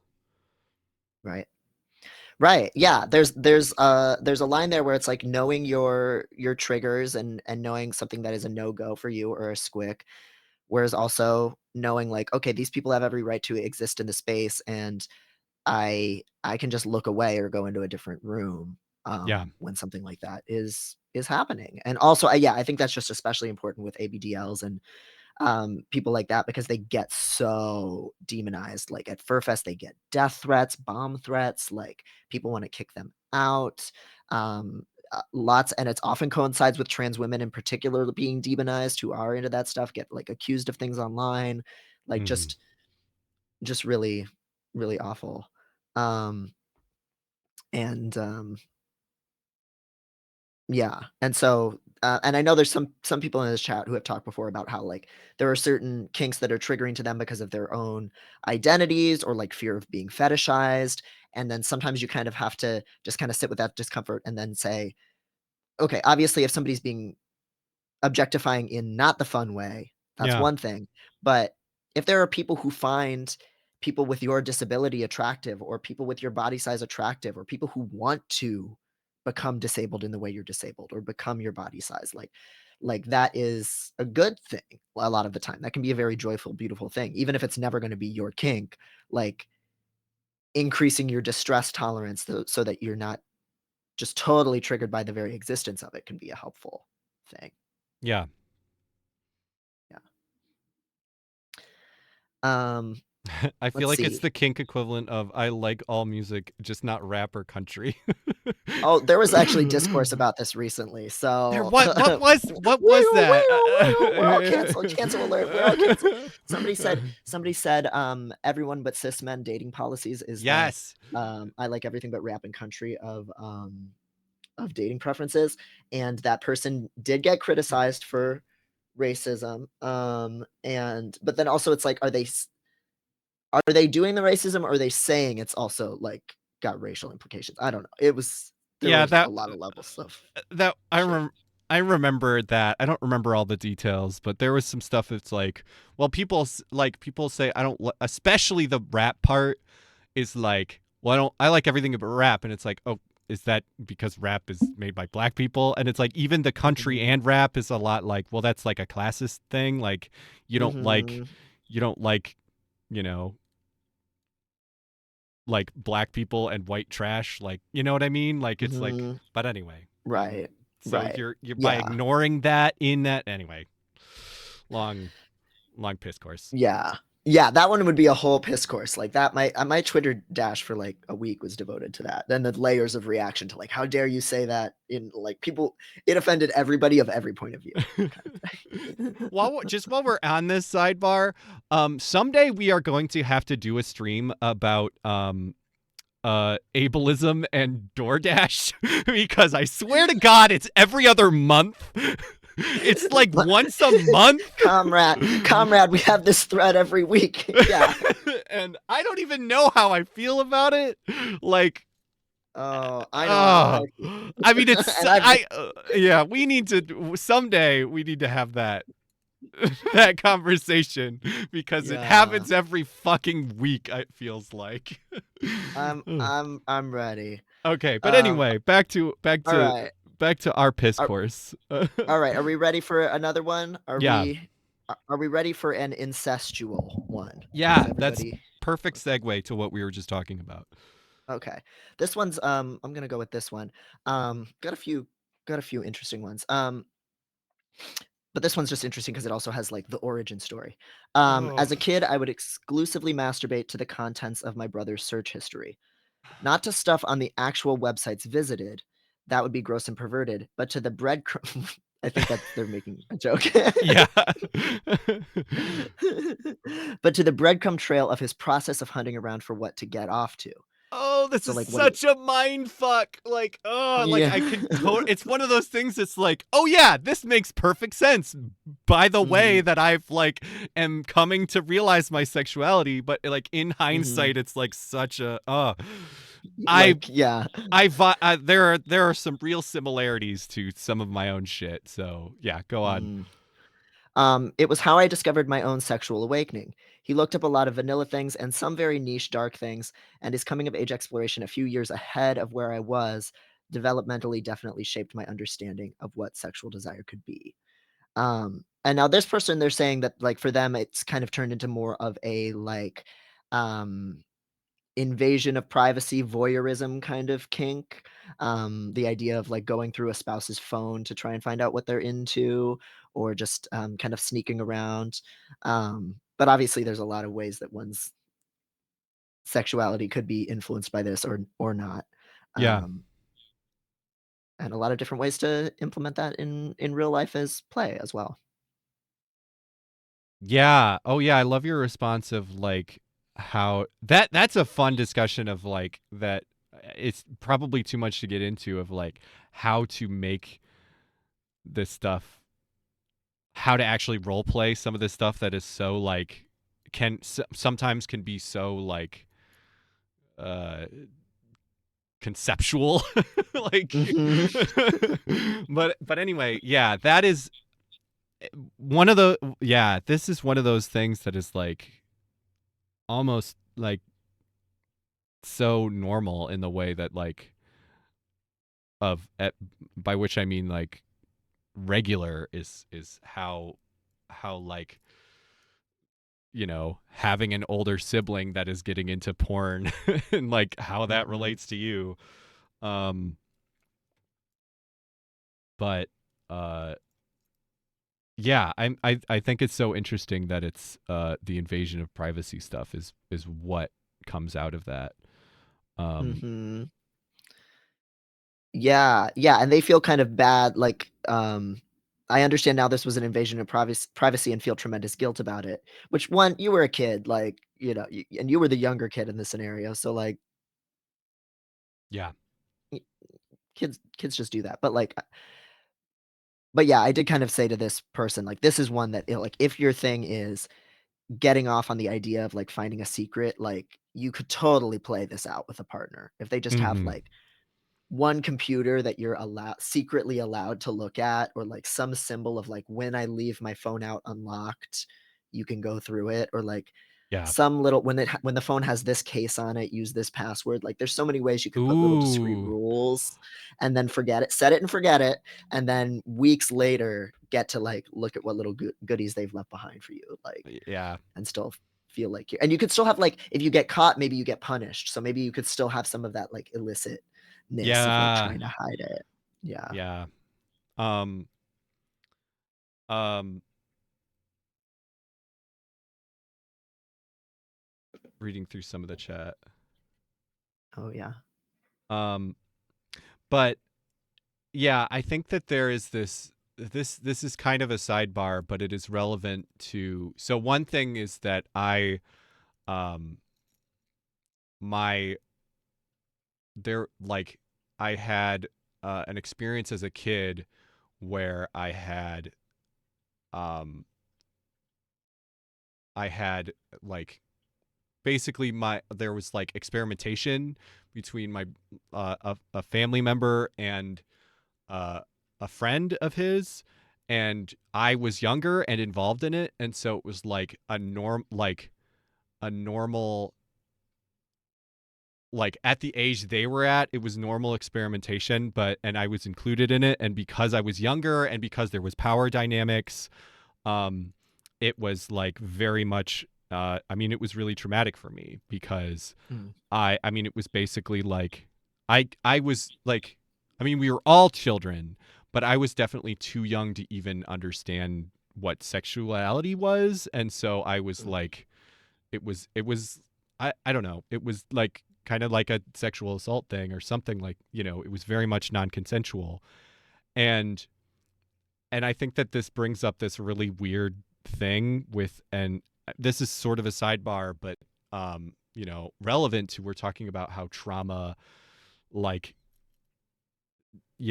creates talk goes into kink, because it's like I mean that was trauma for me, and that was like definitely sexual assault or something, but I definitely don't blame blame him for it, because he was also a child and did not understand that what was healthy, like did not understand that like bringing me into that situation was like unhealthy for me. Do you know what I mean? mm, Like mhm, and I don't know. I think that this is maybe hopefully helpful to people because that have similar situations, because it took me a very long time to acknowledge this as like assault, and Mhm. like really traumatic, um uh because people literally didn't tell me. Like, I literally had two therapists that were like, "Oh yeah, that's normal. Like that was normal experimentation, and that's normal." And it was like until my like therapist that was like, "Oh no, that was really traumatizing because you were too young for it, and there was the power Mhm. dynamic and all this stuff, and it's like clearly based off the way you remember it. That was traumatic." Um, yeah, so it's very much this thing where it's like when it's childhood stuff, it's like it can be abuse, even if the person isn't at fault for it, like doesn't make it any like less abuse. And I think that aspect of it sounds like that aspect of it here, um and less so because this person was like the younger sibling and so had less power dynamic, but it really seems like uh that's so much of an aspect of it where it's like that was an invasion of privacy for sure, and that is Mhm. not okay. But this person was not old enough to understand that, like, just, you know what I mean. And Right. thankfully the sibling wasn't ever made aware of it, and so they didn't have to like deal with that. But yeah, when you're a kid, you don't understand consent and stuff like that, and shit like that can happen. Yeah, and I think just like it's hard to put words to the trauma of just being exposed to something or put in a situation before you're ready and you can even make sense of it. Yeah. Um, and that's part of what makes kids so uniquely vulnerable to sexual predation in the first place. Um, and why it's so important to like teach kids like body part words and consent and like teaching them that their body is their own body to do with what, they wish, and talk about like pleasure and what feels bad and all of that kind of stuff like early on, because otherwise they just don't even have the framework for what's happening Yeah. until years after the fact, and that can be a big part of how it even becomes traumatic, is like there's no way to make sense of it, let Yeah, I alone mean, to say, "Oh, I don't wanna do this," or whatever. yeah, I mean, I couldn't tell any of the adults in my life because it was like this, you know, it was such like a shameful thing to be doing, that like if that if sexual stuff was not so stigmatized, like I probably would have been comfortable telling an adult. And like, if they were more educated about stuff, they could have like helped me put a stop to it and been more understanding. Whereas where it Mhm. is, it was just like, I'm sure even if I had like told my parents, they wouldn't have been knowledgeable enough to like handle that well. And Right. Yeah, they would've probably most parents, I think, would freak out, yeah, at the whole thing of any association of any of their kids doing anything sexual, being associated with something sexual before they even planned to have to think about it as a parent, and then I think most parents' reactions would end up making the kids involved feel a lot more ashamed and confused, at best, because they don't know how to handle it, yeah, and and it's interesting that, like, I'm sure those therapists who initially told you, "Oh, this is normal," like, it sounds like we're not hearing the full like, hearing everything that's going on there. It wasn't just, "Oh, this thing happened, and I feel weird about it because I was a kid and because it was sexual." It was like, yes, for a lot of kids who that's their what they're relating, a story where they're relating, like, making them not feel ashamed about it is an important goal, but it seems like they really missed what was actually going on with yeah, this yeah. case. People didn't Yeah. understand that, like, this person was like years older than me, and they were in a different place of like sexual, like, you know development or whatever. And there's like power dynamic stuff and all that stuff. And um Mhm. but yeah, so that's sort of a tangent, but like part of this, because I think that this childhood, like I think that's just such a huge part of like where these dark kinks can come from, is like childhood Mhm. sexual trauma. And it's like, yeah, I'm like have an incest kink from that now. Like Mhm. that is very normal, and it's very, and thankfully that particular thing is like a thing that I'm very able to like, you know, just enjoy. And it is like really affirming to, enjoy that part of it. um and I think really healing when I've like indulged in that kind of stuff, because it is like, that stuff is really really traumatic memories, and yet like I can empower myself by like indulging in certain fantasies and stuff like that. Yeah, I think that's really important to say is that it can be it's not just even because sometimes when people talk about darker kinks, if they have a trauma history, it's Yeah. almost like they're apologizing for it, where Yeah. or they feel like they need to, like, "I'm only into this thing because this awful thing happened to me, and like and I promise I'm doing it safely and blah, blah, blah," and, like, I think and that's if that's somebody's story, that's great, but, like, it can be healing also, like, to reclaim, something that already gets, like, a big response out of your, like, body or is, like, a very intense, psychological experience for you to, like, then, like, take the reins over, "Here's how I'm gonna play with those things," or, like, "I'm gonna completely reenact certain themes in a completely different way Yeah. with safe people," and, like, it can be just, like, actually just fully 100% like a beautiful thing, even if the history is, like, complicated. Um, Yeah, yeah. there's so much chat. I'm like, I know that there's a lot of really good takes in here. Yeah. Yeah, a lot of people just kind of thanked you for sharing that and kind of just shared their own kind of feelings about, like, having to work through similar things in the past,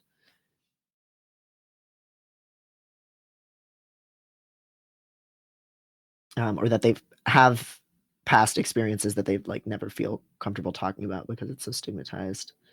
Yeah, Um it's for us. Do you understand this is COCSA, which child on child sexual abuse, which I've never heard that exact phrase. But yeah, that is my understanding of it. Um, uh, but yeah, I may look into that. I've never actually looked into that phrase before. Mm, It's so nice to have like Google. Sometimes you don't know what to Google with this shit. yeah. Um, let's see. J Bow said, "Just because somebody didn't intend to traumatize you because they were also a kid doesn't mean it wasn't traumatizing.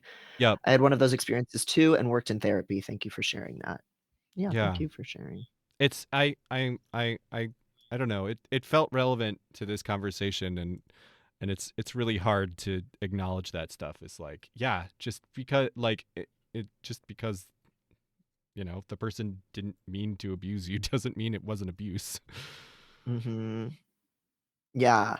Yeah, it's, Sarah Casper, who runs, Comprehensive Consent, talks about a lot how, um, probably for, like, puritanical reasons, we're kinda conditioned to believe that for you to be deserving of care, somebody has to have done something really, really wrong, and that's, like, how we name, that something's bad enough, which that first of all, isn't how it work.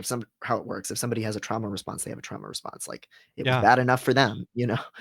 Um, but that also means that, like, it can be very clear cut that something hurt someone even when okay, what does, like, the accountability here look like? Even if there's no answer to that, it's, like, actually about, like, okay, how do we just get the person who was victimized what they need? That's what actually matters here. Yeah, it's such a like what it like crime brained, like this idea of like victims have to have a victimizer, and the victimizer needs to be punished. Like, that is so, Mhm. it's just so it feels like so much why our criminal justice system is the way it is, and so much of that stuff that we need to be trying to unlearn as abolitionists. Mhm. Um, God, what was that one writer that everybody called her, a pedophile because of something that she wrote about her and her sibling in her memoir? Lena Dunham. Do you know about Oh that yeah, case? that That that was one that just really frustrated me in how people talked about it because it was like it was one of those things too where it was like a child, like, exploring their very young, like, infant child sibling's body, not knowing what they were doing was even sexual, and it's like, that's it's really again, it's really uncomfortable to talk about and whatever. Lena Dunham sucks in plenty of other ways, but, like, yeah, assigning, like, a certain, like, malevolent criminality to it doesn't do justice to either of them, and if anything, it kinda stigmatized their sibling that they did that to kinda worse in a way, um, yeah, you know, like, it's, things are a lot more complicated by that than that, and it doesn't change how traumatic or violating or unsettling the experience is at all either. yeah. Um, Blush Tiger said in the chat, I struggle with that for so long, thinking I didn't have a good enough reason to be as fucked up as I feel. Yeah. Yep. Uh, That's very real. Off topic, but Photoponymous, at the beginning of the stream, I posted on Lex being like, I want to practice doming topping. Do you have a fantasy you want to act out? And got someone in my DMs asking to be forced to eat dirt. Hell yeah. Hell That's fun. yeah. That's great. Yeah, that's great. I hope you have some fun giving somebody some dirt pudding. God, yeah. Uh, Asphyxiate says trying to Google about childhood sexuality trauma always feels risky in a way. Yeah, that's such a huge part of this conversation. Is it's like the way. I mean, that's just like a part of the conversation where it's like your mental health provider is like legally required to be a cop, and it's like mhm, very very scary. And it's like, yeah, there are actual laws that you have to be aware of. mhm.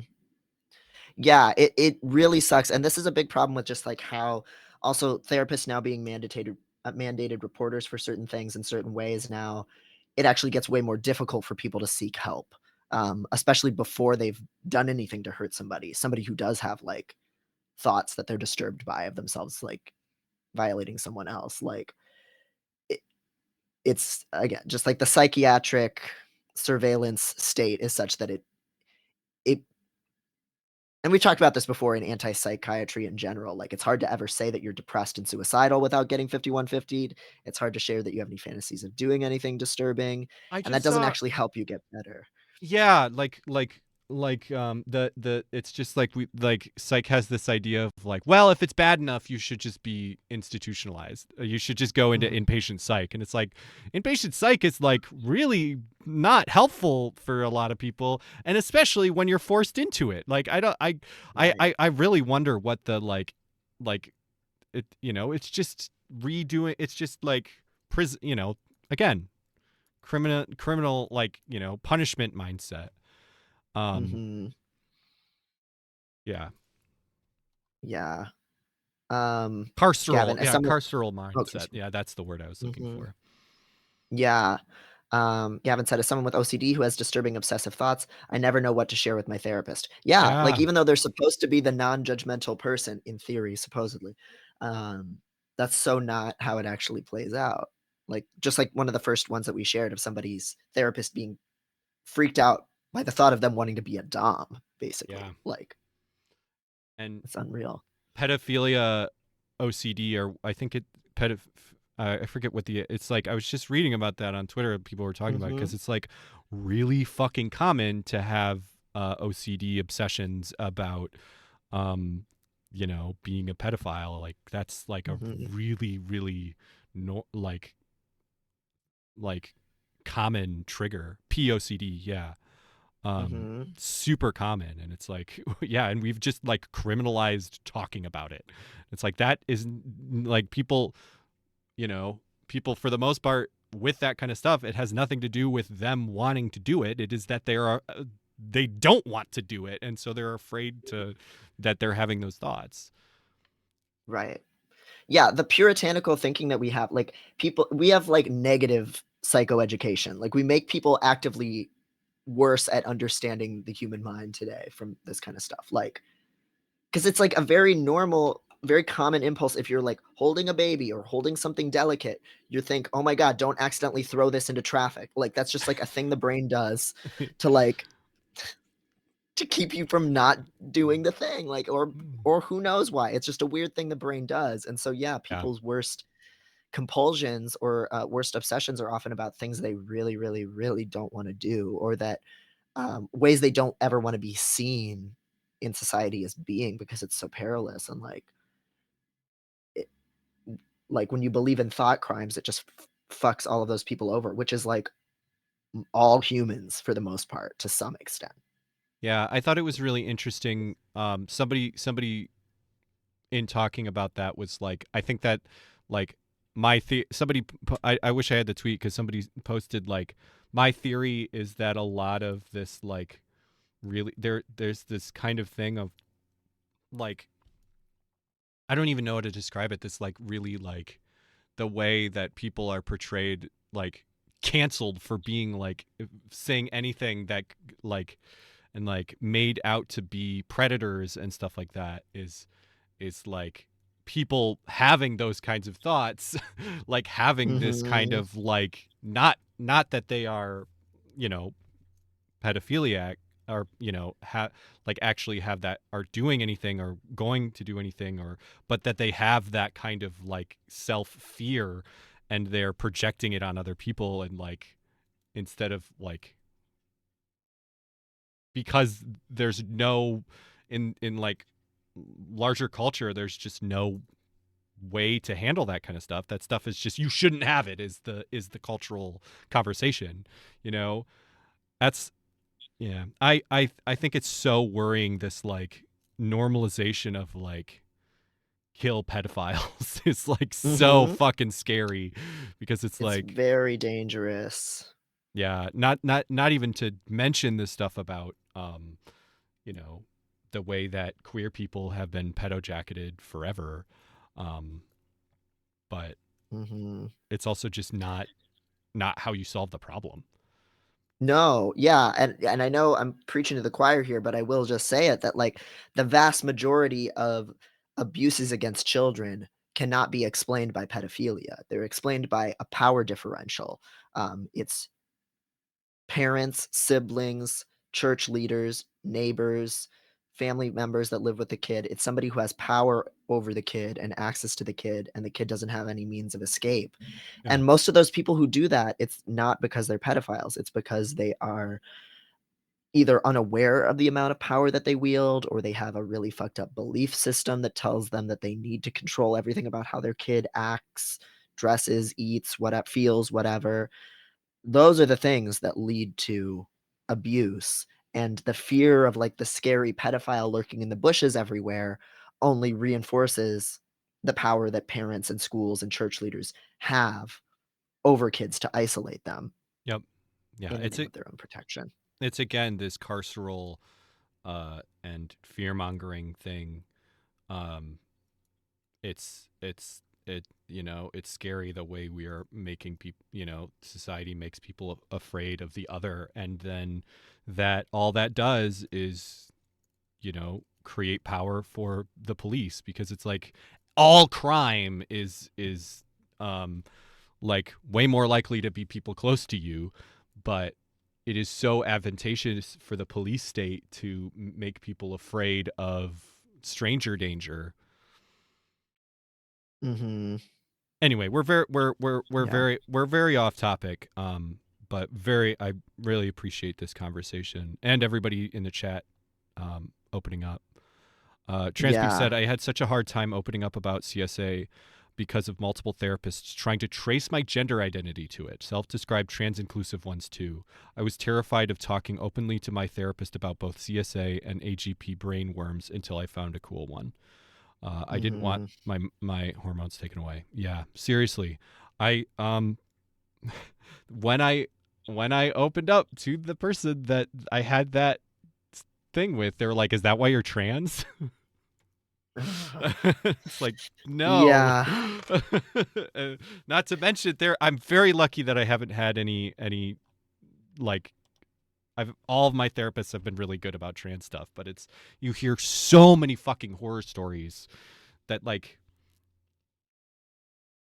just horrible ideas about why people are trans and it being because of abuse and yeah, not to mention AGP, HSTS fucking garbage shit and Oh my God. Yeah. And queer people have been hearing this shit from therapists for decades, right? That they're yeah. like, I think queer women in particular, especially, get told that their identities only are what they are because of um, sexual assault. Again, having to center, almost always having to center something back to a male perpetrator as like being the reason why they're a lesbian or the reason why they're trans or whatever it is. Yeah.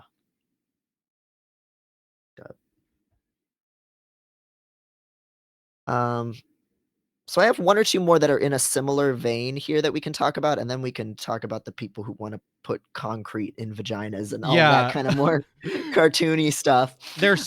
Um,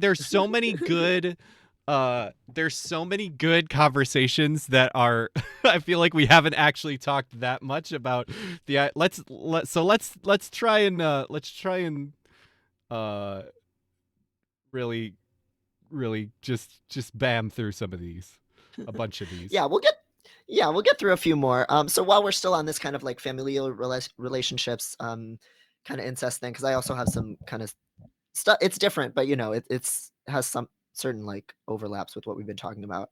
And certainly with what Blush Tiger was saying in the chat about like things not feeling bad enough.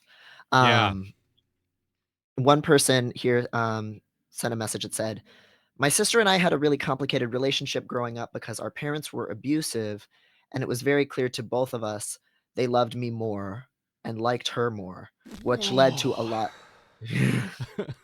Yeah. Ooh.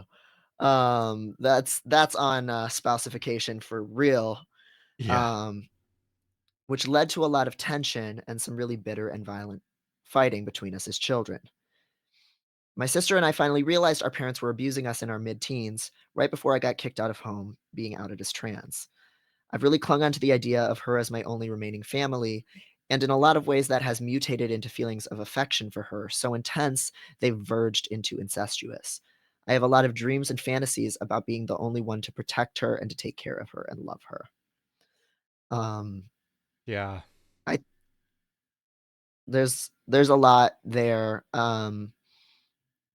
There's again just so we've talked about this stuff before, but there's just so much covert damage that gets done when parents treat their kids like their friends Yeah. or as their like only source of life meaning or their therapist, or pit two kids against each other like this. Um, and when you're already operating from that shaky of like an attachment ground to start with, it makes sense that like the only person who feels like they're actually there for you, like familial love has already been all mixed up for you since the start. Yeah. So it makes sense that you would have like, first of all, that it would be really intense and feel like this is the only person that I have to rely on. It feels almost romantic or whatever. Um, and to not know what to do with that, that's just really, really fucking hard. Yeah. And it just goes into our kind of like um I don't know, like anti-family kind of um thoughts where it's just like the reason that this stuff exists is because of the structure of our especially western society is that you know, humans are not meant to fucking be in these isolated nuclear family units. Um, it's just two people, let alone one person, is not enough to take care of one kid, really, let alone more than one. It's just not like you can't do it. Like it is totally unreasonable. And the fact that like the fact that people come out of it okay seems to me personally to be more of like more unlikely than not. Like Mhm. it's just not it and so much of the right wing panic about so many different things are about control of like control of their children, like that's all the gender panic stuff is all about parental control over children. And like it just it's just really easy for it to create really awful situations. um Mhm. and it so often does. And it's if you are having sexual reactions to that trauma, that fucking makes sense. um Mhm. and obviously this it would not at all be ethical for this person to act on those feelings this person, uh with their uh with their sister. But that doesn't mean that you can't, you know, if I mean this person doesn't really specify if this like is a thing that they explored outside of that, into just general incestuous fantasy stuff. But it's like definitely if that is a thing that makes sense for you, that is super that good if that's a way that you can, you know, help your brain, because that fucking sucks. And Mhm. you've been fucked up by that, and I think a lot of us have at least a little Mhm. bit.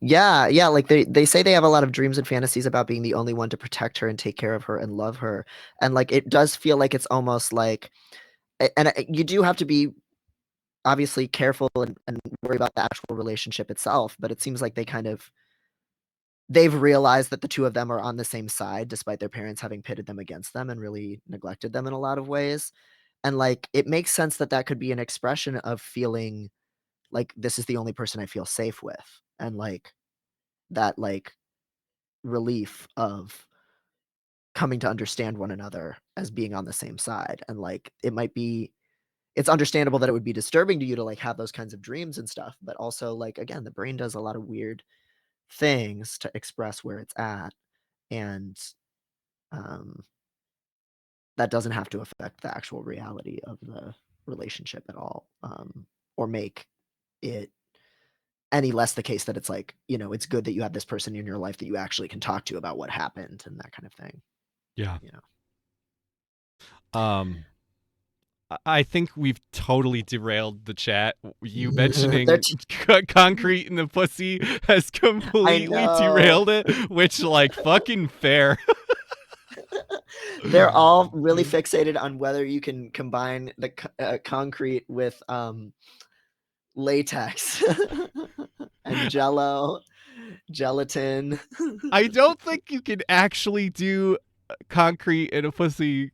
I mean, oh, That's yeah. concrete, baby. Oh, yeah, here it is. I'll just pull it up for anybody who's, Yeah, curious. we got to do we actually have to talk about this now. Yeah. Um, oh, I don't know which previous anon it was. Oh, wait, no, this is not the concrete person. This is somebody referencing it. There we go. Here they are. I got so many good submissions to this too, y'all. Oh, weird dark fantasy things. I think about that would actually kill a person. Speculum gaped and then filled with concrete. Oh, oh, I love it. Either hole, Yeah. both holes even.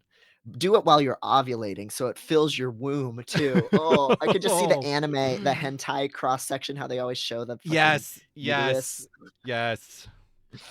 Fill your ass with concrete just after intense depth play so it goes all up in your guts. Yeah, you die, but what a way to go. The fullness of it all. Oh my god. The fullness of it all. Ugh. Oh my god, the weight. Like the the fact that it starts out wet and sloppy and then it hardens Ugh. and then you couldn't like move your Oh body man. around. There's a lot. Ugh. Fucking Uh, our go bot said brutalist.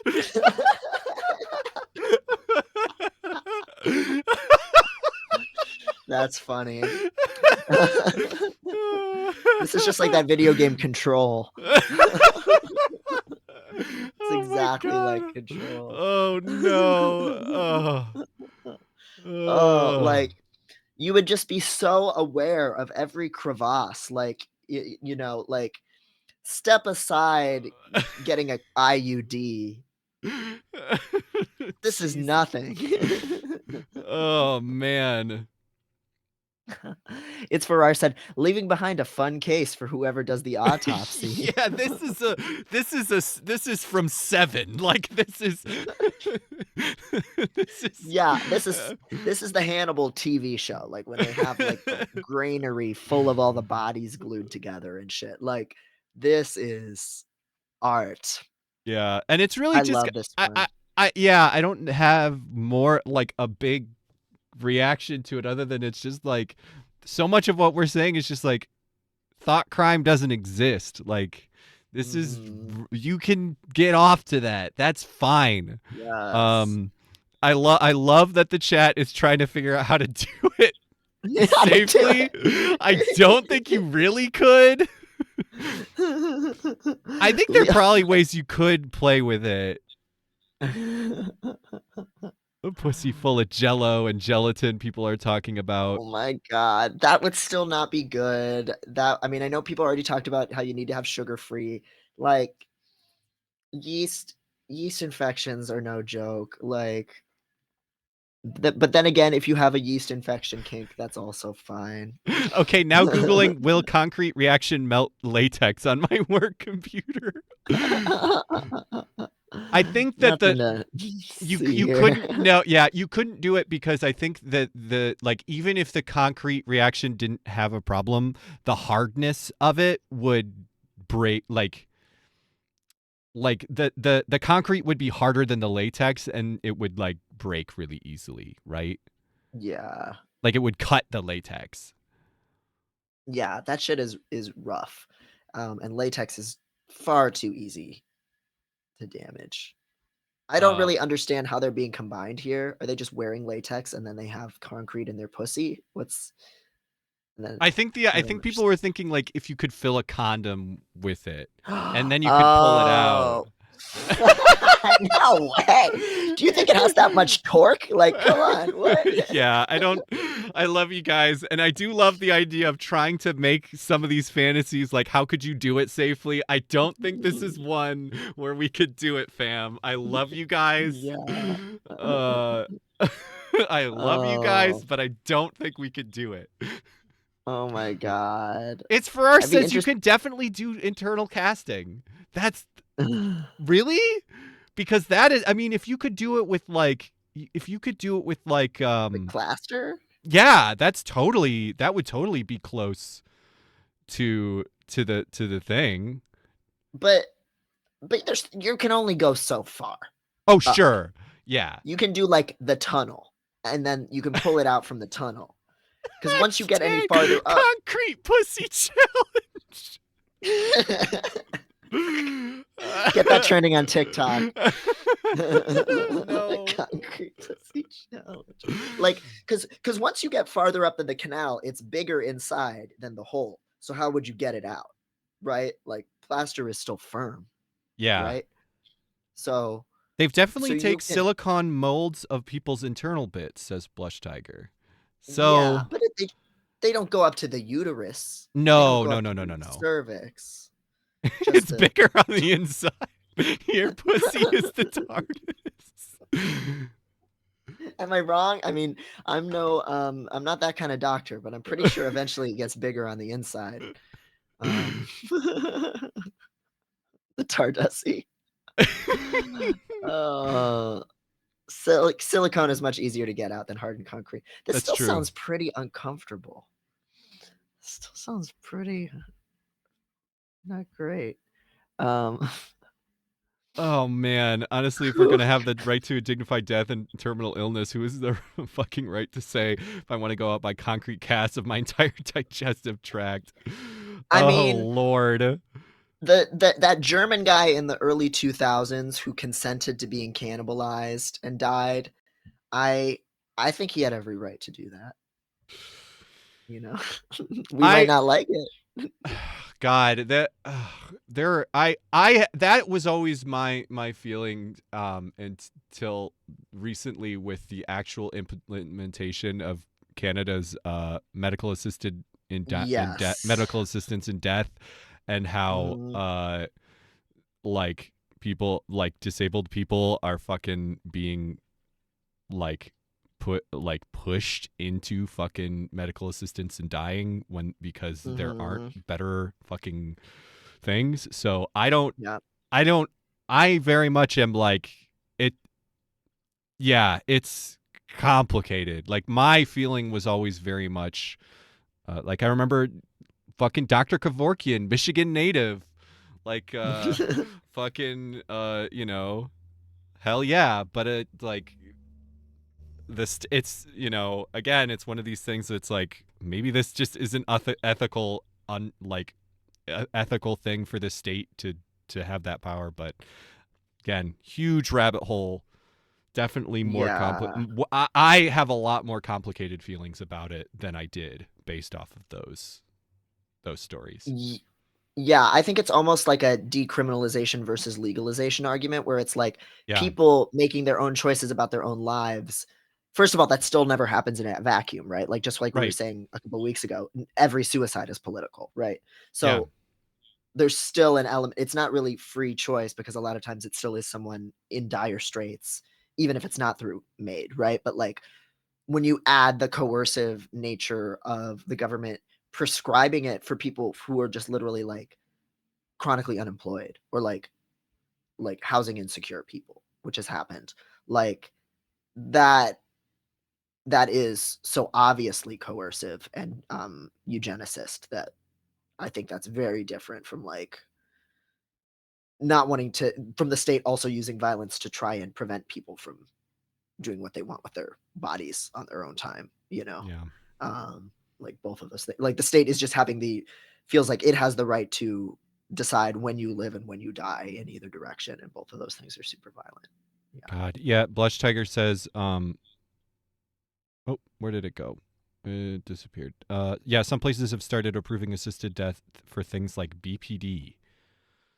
Like, I mean, Awful. yeah, it's like Fucking again, if heinous. people, if that really is your choice, but that's so stigmatized that yeah, it's not. Yeah, Yeah, I mean, that's the one that psychiatrists go around saying, "Oh, you should only have one patient at a time who has this. It's the worst disorder. It's incurable. It's hopeless." Like they've created the conditions by which people would feel suicidal who are BPDers or have been diagnosed BPD. So, did y'all see the yeah. maid story where the guy took it, went, "Oh man, that's weird," and a guy there went with him, went, "Wait, let me try," and fucking swigged it? I And saw then that. he yes, he lived. The friend did live, but then he got doctor's advice to like work on his alcohol intake and get medicated for ADHD. Called out. I feel so called out by that. Yo, bro, let me try. He straight up forgot he was at a end of life celebration. uh, it's for our. We I'm regret to diagnose you with evil and must be killed disorder. yeah, God. literally. Yeah. Uh, ugh. But anyway, again, that I think we're gonna have to do another one of these streams because there's just clearly there's There's so so much much. here that is like so out like so outside of even the topic that this brings up, Hmm. which is so I love this. I know, it's so juicy. Let me see. This one was another person related to the concrete one. Oh, molten metal. I have a similar fantasy to a previous anon, but instead of pouring concrete in people's orifices, it's pouring molten metal. Gold for the aesthetic, preferably. Mm-hmm. Motherfucker watched And then Game of Thrones and got real horny. yes, yep. And then their next one, my actual darkest fantasy involves me and other people I know, including family members, in a universe where a collar exists that lets the head be separated from the body without killing a person. But until all the body's nerves are dead and gone, they can feel everything that happens to it. So a thing that happens to people is they get their heads removed and are then forced to watch and feel their bodies be tortured. Usually it Woof. also involves Usually it also involves the body being prepared as a meal, like a human stuffed turkey. And after their old body is gone, the head is attached to a synthetic body that's only to be used as a sex doll for whoever owns them. Sometimes I help with the torture. In universe, I'm forced to do it. IRL, I'm so into it. But inevitably, I'm also a victim of it. No, fuck, dude. Oh Wow. man. Oh god. Yeah, the elaborate the elaborateness of it is great. the Um this universe is so complicated. yeah, I'm loving hearing about it. There's a lot of these where I'm like I could not read a dojin about this shit. Like I am fascinated and I love it and I'm like nope, that would be too far. I would see a frame of that and be like nope. No, thank you. But it's you're so real for this. Like I think that's the reason we love these streams is just because like this the fact that that the human brain does this. Like It's so good. the I universe mean, yeah, the fucking Big Bang happened a billion years ago and now we have fucking little flesh things that think about this shit that come up with this shit. like Just a little like lizard crawled out of the water, and then sometime later he thought about other lizards having their head cut off but still alive with the nerves still connected and being stuffed like a turducken and then killed, but then the head still retained and put onto a sex Ugh. robot. Meanwhile, he's just that lizard's still just like standing there in the pond, like, yep, leafs in front of me. This is the beauty of this is God's creation. This is God's creation and it's good. It It's is.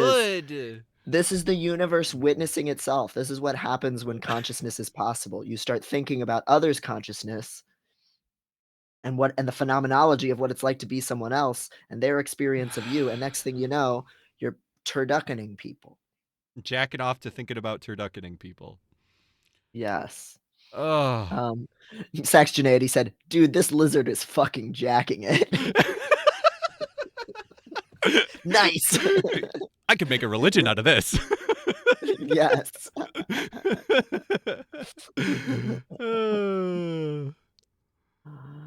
Oh, um, People are talking God, about this is breast so good. milk, and I can't help but think about the uh human pet guy.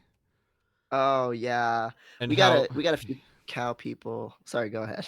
did you hear about how he human pet guy was talking about that like people would get free hormones but in exchange they would have to be breast milk like cows to produce breast milk Yes, for people to for them to sell. Uh yeah. He's got he's some got my vote. he's got some wild shit because from all appearances he really like human pet guy, it's not just fetish. It's like, oh yeah, I think this should happen in real life, which is so scary. He's like, He's like this weird Uber chaser fascist, but also like he has no power, like, he's just a man with, like, a really elaborate mutton chop and, like, a utility kilt. So, I'm thinking it's cool as fuck, basically. Uh, No, Malvalence, is this one of the asks or something you saw on the internet? No, this is a guy. This yeah, is a guy's whole thing. look up human The pet s guy. What's his Twitter? the Because cybersmith. the The cybersmith. cybersmith. I do you remember what the name of the who's the Samoid? There's a Twitter user with a dog as a profile, communist dog as a profile picture that's like sort of friends with him, even though he's like leftist and completely has opposite Oh, politics, wait. but they just like Is this the interact person sometimes. is this the person who got, canceled for the, like, mouse girl fetishism thing? I don't think so. Was that No? related? Okay. No, it was but they have, like, a dog emoji or Oh, dog profile picture. Maybe no, not. this is all on Twitter. They just like are weird Oh, it's on anyway. Twitter, okay. Yeah, I don't know, but yeah, look up the human pet guy if you want to learn that stuff. I It's mean, it definitely belongs here in this pantheon, like, yeah. his whole scenario. Let me see if I can find the original post here. Oh, Oh, no, this is when he I first love announced. that they've marked out his username as if he doesn't As if want we to be don't a so know. yeah, First of this all, is yeah, here he is, our king, bow yeah. tie squad, I feel love him. bad because I really don't want to participate in lol cowing people. And he's definitely a lol cow, but I don't know. He I think he welcomes I it. He I welcomes think it, so it's hard to be mad. I think he, like he earnestly participates in conversations over and over again, where he, like this is a Yeah. man who knows no shame. He will just say, "Here's my thing that I believe in, here's what I want," and when people are like, "That's disgusting," he's like, "Curious," like so I think, like, people definitely lolcow him, but again, I think he's 100% cool. Um, I mean, he's like got bad like let's not beat around. He's got really bad politics. He's no, his like not politics, it's yeah. bad. Like if this man had any amount of power, it would be bad. But he doesn't. And so he's just an interesting man to think about. Right. Yes. And I haven't seen like and it's for our side, many lolcows welcome it. It doesn't mean it isn't harming them or that they have free choice. I It's think true. I think interacting with him about his own fetishes and beliefs and being like, "Are you real, man?" I think that's fine. Um, I like I don't know. doxing, Yeah. that kind of thing. I mean, the downside you could say is it's platforming someone with horrible politics and making them more like lovable, which is certainly, I mean, I've already fallen for it as we can see. So that's certainly a risk as well, but Yeah, there yeah. is a line. I, I don't know. It's worth considering, but I think it's okay to the cybersmith is I don't know. I don't know what the line is, but I think it's fine. I in his own words, "Okay, just please consider the following scenario. It's 5 to 10 years from now." His utopia is coming. You're sitting in a restaurant enjoying a lovely meal when I walk in, accompanied by my wife, my children, and my human pet, whose genitals are covered as it enters on all fours and is wearing underpants. If my family and I then make an order of our own table at the table next to you, in what way have we infringed upon your freedom? What rational basis do you have to demand that we leave our beloved pet at home? Heck it all. Let's consider a more extreme scenario. It's 5 to 10 years from now. You're sitting in a restaurant enjoying a lovely meal when I walk in without my wife and children, for whatever reason, they haven't accompanied me, with my surgically modified human pet wearing a collar, being led in by its leash. My pet has been sprayed slash neutered, though you can't tell because its genitals, along with its boobies, if it's a female, have been Boobies. covered up. It has no vocal Boobies. cords, and it walks on all fours, not by choice, but because its toes have been removed, along with the tendons in its ankles being severed. It may also have had its thumbs and the last two segments of each finger amputated, making it easier to care for, no fingernails to trim. Perhaps I've even humanely removed its eyes, making it less Humanely. gently removed its eyes, making it less independent. Even in this scenario, I haven't infringed upon your liberties. Irrationally prejudiced is precisely what you are. The rights of this being are at no time considered. It's just wild. Like, it's so hard to, like, all evidence. I mean, this guy has been around for years, and all He evidence never is that this stops. is genuine. Like it's I really do, like, it's so hard to believe that it's genuine because it's so wild, but it's just like over years and years and years. He has totally wild beliefs, but they seem to be consistent. Like, maybe it's just a Halloween situation, but I think he really does have these fetishes for sure. Definitely. Like, the way I he keeps think talking about these things. Like, I why else would you post about it so often unless you're cranking the hog? yeah, oh for sure. I think it is worth. I mean, it might be worth taking him. You know that this might be a valuable part of this conversation to take him at his word, even as ridiculous as it is. Um, I because mean, you yeah. know, it is not an infringement on the rights of. I mean, that's such a complicated thing about like public, like the nature of like public sexual Oh, stuff is yeah. one thing, and that's what he's the question he's making it about, which is fucking wild. Like, it's wild that this is the scenario you would conjure, and then to make it about that aspect of it. Like, Mhm. you are removing vocal cords and hands and shit, and you're like, and the moral question, the moral quandary of this is that you're seeing it, that I'm bringing this in a Mhm. restaurant, which It's very funny that he's talking about the liberties of the restaurant goers, not the human pet. yeah, but it is like, I mean, I don't know, like, I don't think it's possible to, I mean, you have to assume that in order for this to be ethical, the person would have to be consent to it. And Right. I don't know, is it possible to consent to this? I Like, mean, very permanent. So you can't safe word out of it. So this is definitely in the risk-aware consensual kink realm rather than safe, sane, consensual or whatever. yeah, I don't I feel like I'm gonna get canceled for being like, but what if Cybersmith was right? Because I I don't think really he's believe. right. You I'll can't say it. you I can't think he's say hot. I think he's this. right. No, you can't It say this. it Why did I politics ask the aside, question? I think, he's covered the bases that the genitals are covered.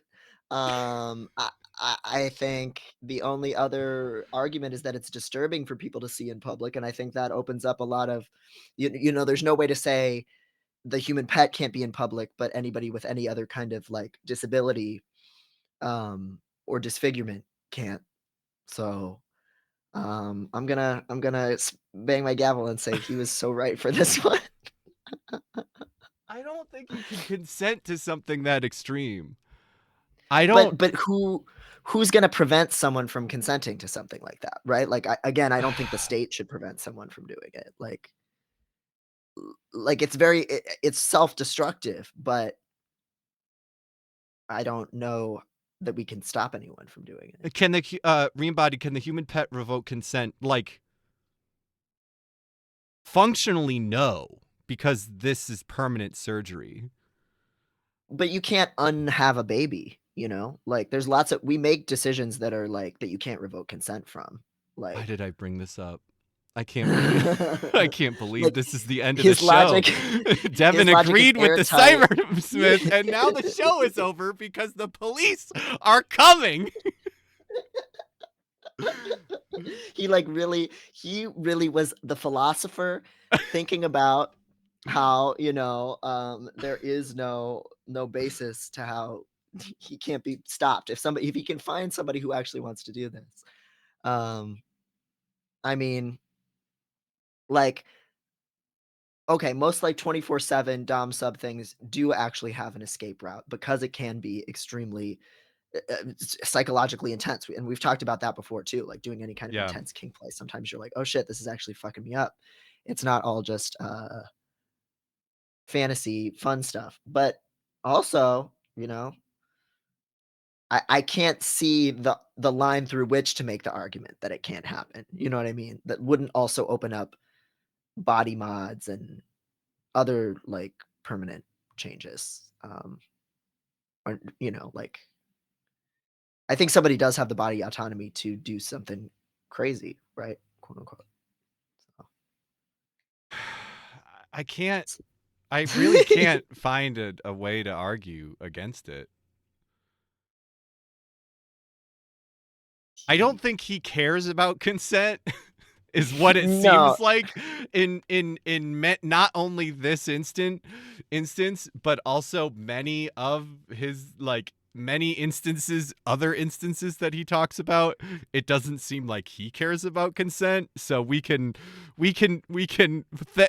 thankfully put him in the box of bad and shouldn't let him do this because he doesn't care if the human pet consents. um but But in fantasy, it's still fine. and it's yeah, and it's also like if the human pet consent to this, it's hard to argue. God, we're gonna get Yeah. we have so many people here this day today. I know. What? The clips will be used against us at the tribunal. But in fantasy, anything goes. Oh Oh. What if he's just doing it to cope? That's it's he's he's coping. He needs this. yeah, I think Blush that. Tiger.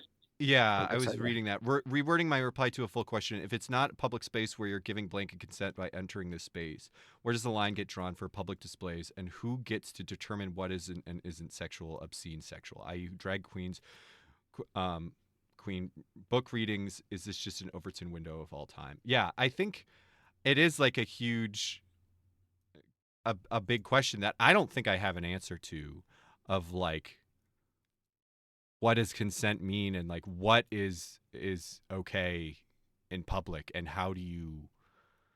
I don't know.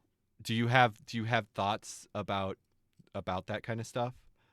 Yeah, well, I think first of all, I think bringing up what the Overton window of the time is worth bringing up because what creeps people out and what people consider obscene, it isn't a one-to-one correspondence to, like, what's more sexual, right?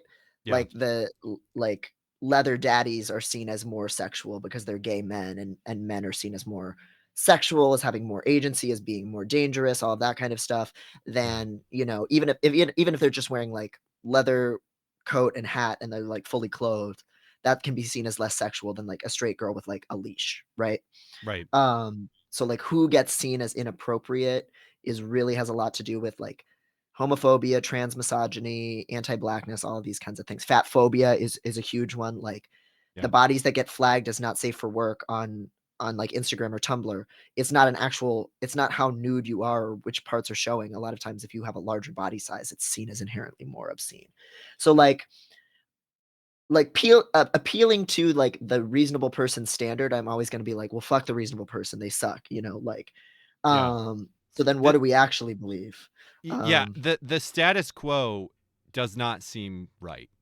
Like I think right. and but then it does lead to the question of like, okay, you know, after the revolution, like what do we what is okay and like how, yeah, Yeah. what do I'm we actually think is okay? Well, and also, like, with things like nudity, the only reason nudity is so sexualized is because it's, like, verboten, so, like, that's Right. also like, in the utopia, I would wanna live in a world where nudity isn't inherently sexualized, and so people don't feel disturbed and violated just from seeing somebody's body part because that isn't a violation, actually, Yeah. but I living in this current reality, I also understand that if somebody sees a body part they weren't expecting, they might feel really uncomfortable, and I don't think we should have some kind of enforcement to protect people's feelings in that way, but I also understand that this is something that would take time for people to, like, get used to. right? Yeah, So I mean, right now, if somebody, if if a guy flashes some, if there's there's a creep that flashes somebody, like that is assault. Like we're not going to be like, mhm, well, nudity should be, we, even though we believe that nudity should be destigmatized and we should all be able to, be hanging brain and pussy out and shit, doesn't mean yeah, that the society we live in currently, that's still assault. And so it's like, but that doesn't answer the question of like, where, so when does that, yeah, like how does that right, actually work now? Like what do we actually believe about what should be acceptable now? It's complicated. yeah. Well, but even with that example too, like there are cases of flashing where it's clearly like a menacing, intentional, it's made to feel someone make someone feel degraded and all of Yeah. those kinds of things. But there are also so many people that get arrested for something like they had a mental health episode and they took their clothes off, right? Like Yeah. or something happened to them and they just don't have clothes. And that's, like and so people feeling disturbed isn't right the determinant of whether something wrong was done either. Yeah. But like so when it comes to like more explicitly like kinky sexual things, like I tend to be of the belief that if nobody can see it or tell that something's happening, like the private thrill or whatever, I think that's fine. Like if you have a love ends in you and it's not Yeah. making clear noise, in public, I think if nobody knows, nobody's been hurt, right? Um, like the antivalence thing. Like if you have a vibrating butt plug in that shakes every time you get hit in Fall Guys and nobody knows, Yeah. then nobody's hurt. Um, Definitely. and I think yeah, and I think that encompasses a lot of kink stuff. I think pretty much any, like, kinky attire should be fine. I don't think any clothing is ever inherently sexual enough that it's inappropriate to have in public, really. Um, you know, yeah, like, I have a pretty permissive sense of it. Yeah. Um I think I definitely agree with you. And it's one of the, I think it's, these are the questions that we need to be having as, abolitionists and mhm, leftists, and because I don't I don't think there's good answers to this stuff. yeah. Transpeak says this still puts a lot of emphasis responsibility on you to make sure no one knows or finds out. I think there is also kind of that, like, rule of, like, if somebody goes above and beyond just, like if they're snooping, if they're peeking into your windows and the curtains aren't perfectly drawn shut and they see something, they did that, right? They're the one who looked, right? And I Yeah. think there's some kind of degree of public rule equivalency there of, like, if something is very, like, subtle and personal and nothing is, like, actually being put in people's faces, whatever, like, if Right. somebody goes out of their way to be invasive and creeped out by you, that's on them. Um somebody sexogeneity, like, if you have a doctor kink and you don't get consent from your doctor, even though, like, speculums make you, horny, is that a consent issue? I would say no. Like, how are you supposed to go to the doctor? Like, that's, Yeah. um if you're not I think that one's a clear, like, emotions and feelings are morally neutral Mhm. thing. Like, if you're not doing anything to, like, impede on your doctor's, like, consent and body autonomy, like, there's nothing wrong with enjoying it, you know, or having the reactions you're just gonna have. Photo Dirt Eater update doesn't want to discuss specifics. It quote won't feel real if we discuss things ahead of time. Another top shortage victim. Oh my god, wow. Literally. I don't think this person is for real. I think that that is a thing. I specifically remember I had this person message me and they were like, "Can I clean your apartment for you?" Um and I was like, "Fuck yeah." And then they never replied and I'm like, "Oh, this they're getting off on messaging this stuff to people cuz it's the humiliation stuff is them messaging people. They don't actually expect anyone to take them up on it." Mm. That's what I think Yeah. is happening there. I mean, maybe, but maybe they would actually do it, and they're just being very unsafe about them doing it. But I bet they don't intend to follow up. Yeah, they're not acting like they're trying to get some dirt ate right now. Yeah. You gotta articulate what kind of dirt. You want some loam? What's the uh, potting soil? Right, Christmas. This whole topic makes me think of an article a while back where a reporter in Germany tested laws and just went to the restaurant nude with her BF, I think, and she just wrote about how nice it was and how people being fine with it. That's wild. As an American, that's so fucking wild to me. Well, in there's a few states, New York State and Ohio are weirdly are among them, where anywhere technically on the books, anywhere that a man can be topless, women can be topless, but nobody ever actually does it.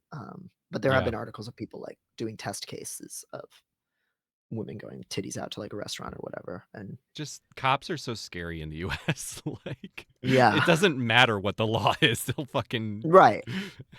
No, they'll do whatever. They'll find some other excuse. Like I'm sure they could still have it like disturbing the peace or whatever, some other form of public indecency, even if it's not public nudity. Yeah. Yeah. So we are pretty much out of time. But I think we have to do. I think we have to. We got to so few of these. I think we need to. I think we need to follow up. Um, Yeah. Yeah. What do y'all think? Y'all wanted part two? I feel y- like there's still so much to dive into here. well, it's just so clearly this like touches so many things that like 2/3 of what we talked about had nothing to do with the kinks. Like it just Yeah. like is stuff that is relevant to it. Um, Yeah. if this doesn't become a whole series, I will literally die. Oh no, we've talked about this being a whole. I mean, this is basically a sequel to the fetishes one. Yeah, if anybody Mhm. here has not seen, we've had amazing turnout for this. I'm so like we This is would so be fun. interested in doing this again regardless, but also in a purely like selfish clout based reasons. Like this is one of our best streams. So we'll do another one. But also if anyone hasn't seen the is it didn't it's on YouTube, right? It didn't get taken it was on there, Oh right? no, it's still on YouTube. Yep. Okay, good. Yeah. Um I know there's a Yeah. I can handful of drop a you link. of thing of VODs that are not on YouTube. Um Mostly for copyright stuff. yeah. Um but yeah, check out the YouTube for the VOD on the last one. That was really good. Um and we'd love to hear your thoughts about this stuff. I always want to do like follow up questions. Like if we did every stream, if we did like a here are people's reaction to the stream we did, and we address that, I would love that. So, but especially since we're gonna do a follow up, please, if you have reactions to this please share it, please tweet about this stream and put hashtag concrete pussy challenge in the stream. Yes. Let's make it catch on. Okay, I'm putting the link to the video, the previous one on in the chat now. It took me a second to find it. There you go. Perfect. So yeah, Yeah. watch that one if you want more of this and you didn't see that one because that was a great discussion. Please either in the Discord or in uh either of our Tumblr ask boxes or uh our email that actually isn't up here, Dr. Devin Price streaming at gmail.com is our email address for this stream. Um, but yeah, please give us your reactions to this stuff. Give us more fucked up kinks. Yes. And your ethical questions too are like I immediately want to go off on some of these. They're so good. Like so hit Yeah, the some of the ones that are coming in from people about just like consent and whatever. Like there's so many good things to go with this. So share us with us all your thoughts and we'll do another one. yeah, I'm really interested in the tangents that come out of this. Because there's so many, it just brings up so many interesting tangents. So yeah, don't be afraid to be off topic because this is a really interesting discussion. Um, yeah, and everybody say hello to Charles. Nope. Oh, Charles. Tell me all your thoughts on kink. Yes. Um, but yeah, uh, let's see if there's anybody to raid. And be nice. Don't talk about the concrete pussy challenge. Good call. Yeah. If they ask, what were you guys do? Listen, everybody, we need to have our story together first. If they ask what we were doing, we were playing Fortnite. Okay. Everybody, Tell can I them get we were that in the having an chat? educational discussion We were about playing sex. Fortnite. About sex. I need everybody to be on the same page. That's We were more playing embarrassing. Fortnite. We were playing Fortnite. We were playing Frot Night. No.